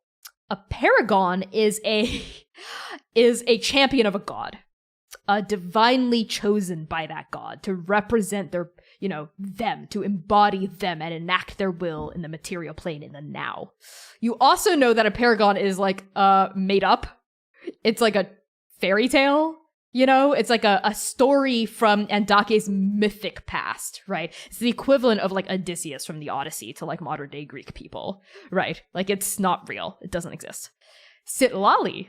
With your 22, you know all of these things, and you know further lore. You know of the mythic past that the Paragon would reference. The Paragon War, also known as the Gambit of Queens, was a period in Andake's mythic past where, before Andake was Andake and split into 8 nations, like a cabal of queens, like ruled the land. And they were like super tyrannical, right? Like they were like really like bad to the common people. Like they like mistreated the land, they mistreated magic. And like the 8 were kind of like, we usually don't intervene, but this is kind of messed up. So they appointed a paragon for each of them. There are 8 paragons of the common people who are supposed to take up arms and like overthrow like the despotic and tyrannical queens.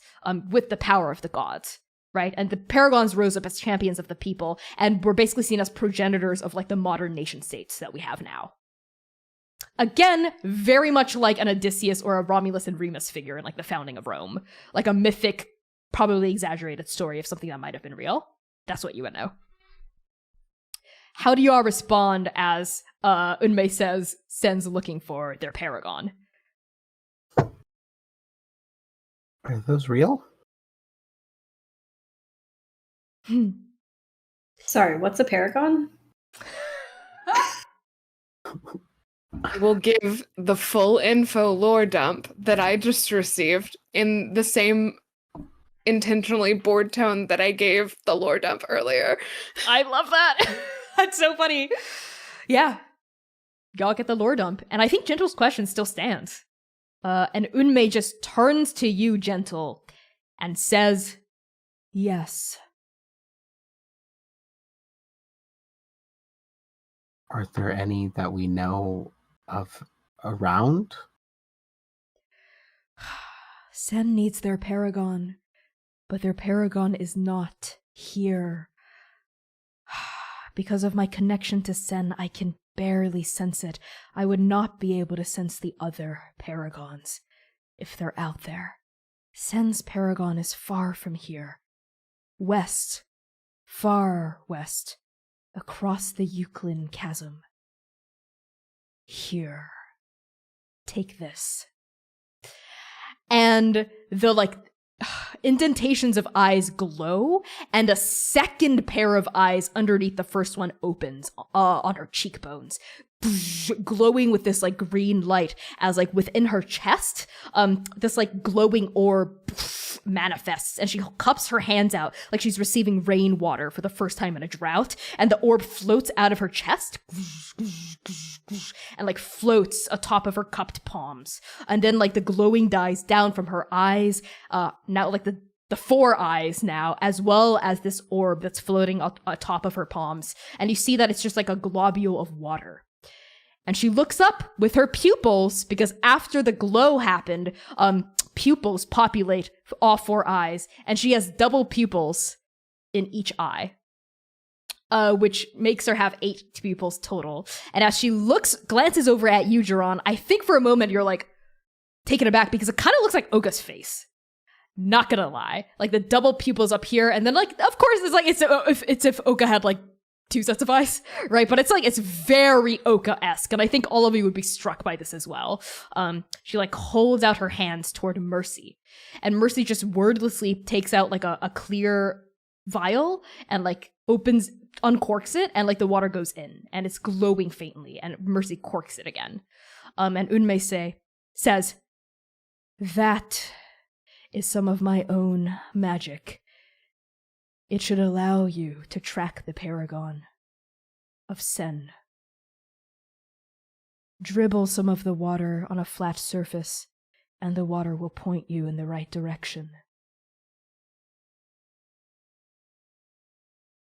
What do the three of you do? How do you respond to all of this? You have a name? Are you asking about the name of the paragon? Yep. I do not know, but whoever they are a child of Sen.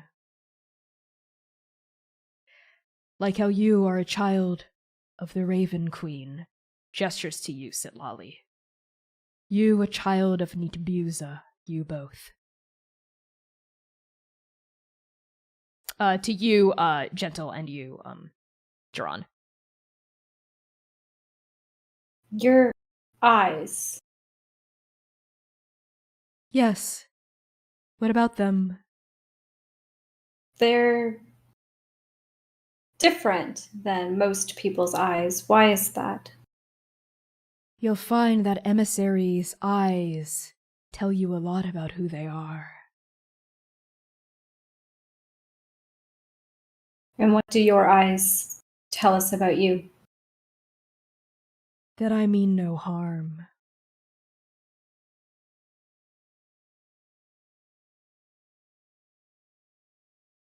And I don't think Jiran responds at all to that, just kind of thinking about that answer and thinking about Oka. Okay.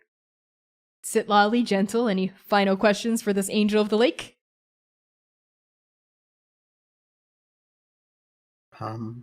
Thank you for all of your help, and I don't know if there's a way we can communicate just in case you need any more help, but if I could, I'd come running.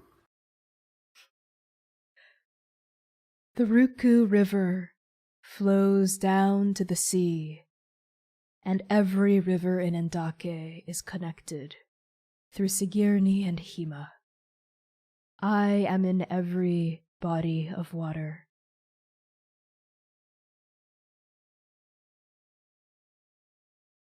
I think I just smile at that and I nod. You would know something of that, wouldn't you?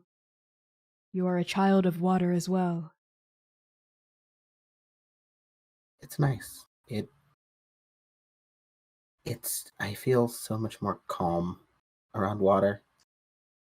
Land and people stress me out, but water's good. Water's never done me wrong.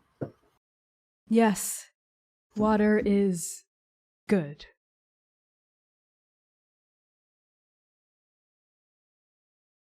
Sitlali?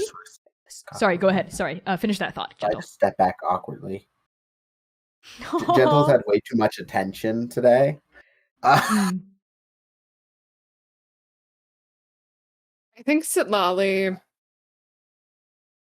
drops their shield unceremoniously and just walks up to this fucking emissary. Okay. How tall is she? In her current form, maybe like 6 feet. Okay, so we're about even.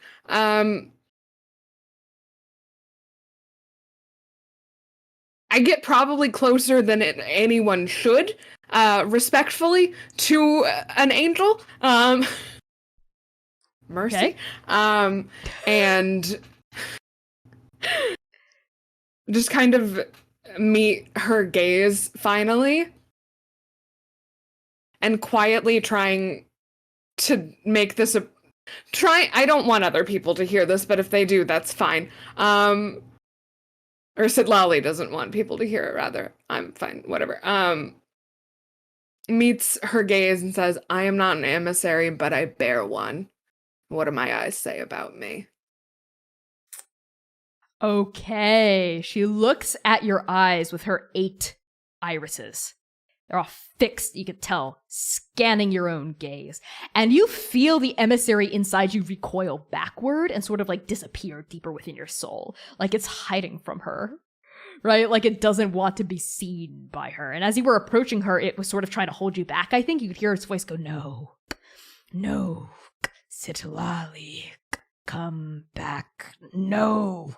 And then it like disappeared inside your soul. She looks down at you and says, Stagnation. It means to stagnate you. It means to hold you where you are.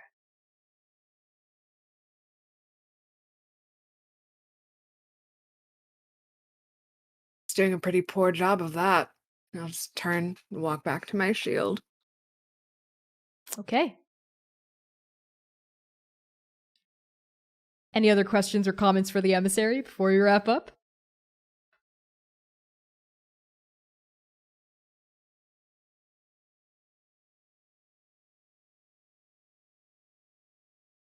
Looking at Sitlali, his very thoughtful face.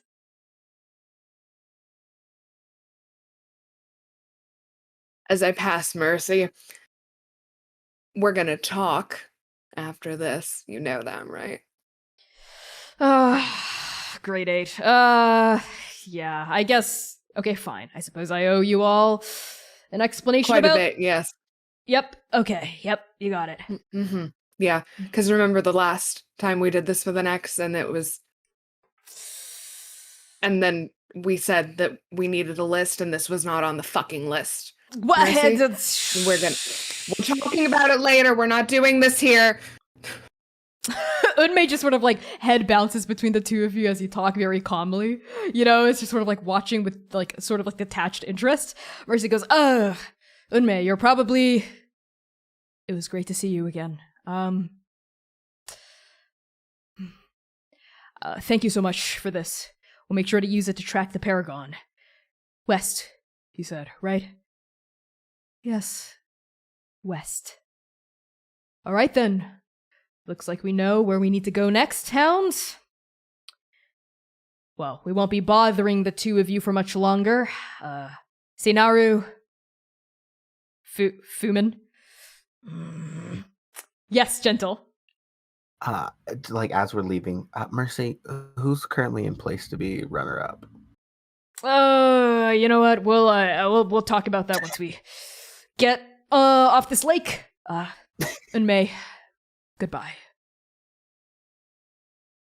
For now. Until we meet again, Mercy. Until we meet again.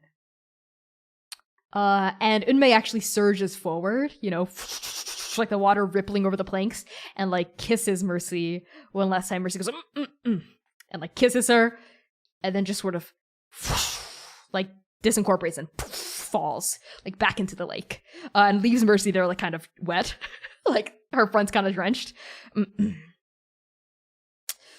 Well, Sinaru, thank you so much. Thank you! You saved us! You saved us all! You saved Unmei! Oh, Mercy, I knew you could do it! And she runs forward and like hugs Mercy. Mercy goes, I didn't actually do anything. It was Gentle and Sitlali and Jiran. Oh, yes, of course. And like Seinaru surges forward to hug Jiran. Yeah, you let her hug you. She hugs you. She lets go and then surges forward to hug Sitlali. He lets it happen, but God, at what cost? She squeezes you. Thank you. And then lets go. Mm-hmm. And then surges forward to hug Gentle. Yeah, Gentle will take it. Feels like Gentle will be like a little hug-averse, but I think Gentle will be okay with it. Okay. She hugs you. Thank you. You especially. Thank you so much for saving her. And you as well. And she also hugs Athena, who goes, oh my. And then lets go of Athena. And Fumin says, please leave. I'm very grateful. Please believe me, but this has been a hard thing to witness as a lifelong devotee to Unmei. Aren't you forgetting something? No, Fumin and I go way back.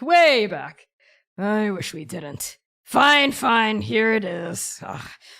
Once a sellsword, always a sellsword. And Fumin like reaches behind like his back and tosses like a big fat sack of coins at Mercy, who catches it and sort of jangles it, says, thanks, Fumin. Come on, Hounds. We've got a campsite to set up away from here. I think as we're walking like out of the temple, Duran is just going to sort of like put an arm, like I think the same arm that was burnt during the cataclysm, and you can still see the like burn marks on their arm.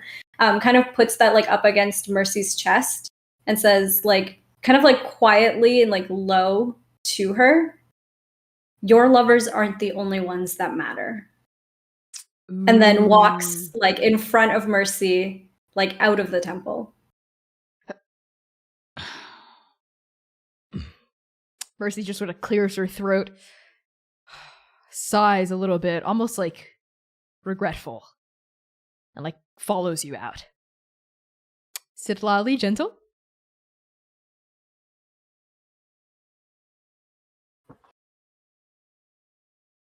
I'll make dinner.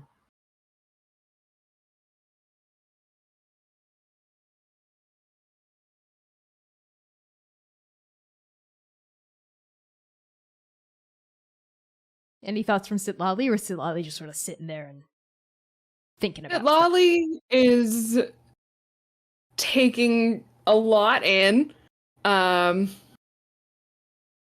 mostly has a lot of questions for Mercy. I mean, valid.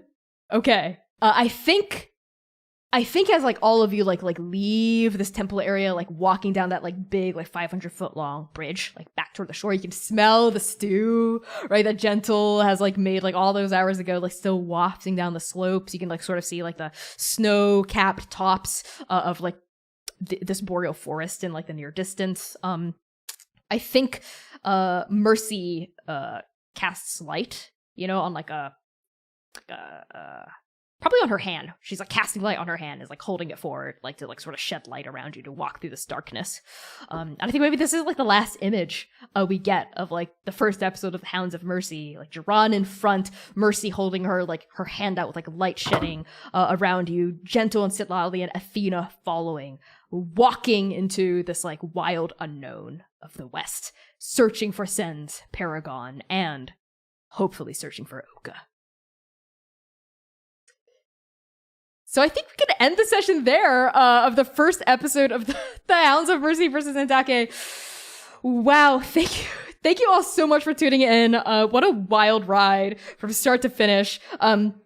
I've been Connie, your game master and producer. My pronouns are they, he, and she. You can find me on Twitter, Patreon, itch at by Connie Chong. And don't forget to do all the Transplanar things. We're Gen Con this Thursday. We've got Arc 4 Episode 2 this Saturday. Mark it in your calendars. Follow us on Twitch. Follow us on Twitter. Keep you know, in contact about all of our calendar events. I'm tired and words are not making sense. I'm going to pass these along to Dare. Hi, I'm Dare. If you like what I do here, check me out on Twitter or TikTok at NBDare, ENBYDARE. Yeah, I have a bunch of wonderful pluggables. I'm only going to say 2 of them because I'm tired. Thursday, for the rest of this month, I'm going to be doing Interstitial, is an amazing Kingdom Hearts game. I've been playing a disaster trans girl who is just very angry and has a lot to prove. And then Saturday, I'm going to be starting a game of Masks with a group called the Unremarkables. It's going to be very fun. Some very lovely people. And once again, I'm going to be playing a trans girl with a lot to unpack. I have a type character I like to play. That's everything for me this week. I'll throw it to Humna. Hello, everyone. My name is Humna. I use any and all pronouns, and I'm a TTRPG performer. You can find me on Twitter at hshahid_, where I talk about all of the different projects that I'm a part of. Right now, on Mondays, 2 p.m. Eastern Time, I am streaming Cursed Captains of Cthulhu. I play a very curious person, let's just say, who's looking for Cthulhu against their better judgment. You should definitely watch.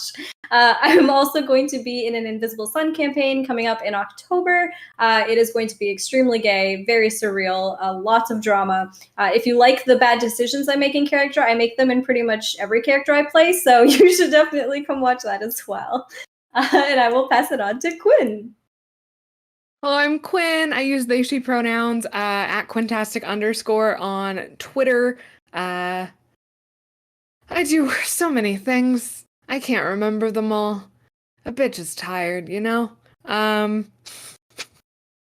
So follow me on Twitter and keep up with the wild antics of all of the TTRPG stuff and also things. Back to you, Connie. Yeah, I just have to give a huge thank you to our mod C and Resident Oka player in chat who was sticking around this entire time modding. Thank you, C. To everyone who tuned in. And of course, to my lovely, incredible players, thank you for staying for 4 hours. I was like, oh, we might go 30 minutes past, and now it's 4 hours. So thank you so much for sticking through with this. I really appreciate it. We are going to raid Pleasantly Twisted. We're gonna raid. We're gonna drop her a raid, so use the raid message in chat. She's great. She's playing Sonic Adventure 2 Battle. Looks like a lot of fun. Classic retro Sonic vibes.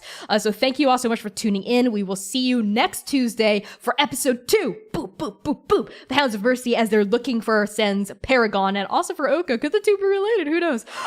We love you all so much. We will see you in just a few days. Check these awesome people out, and peace.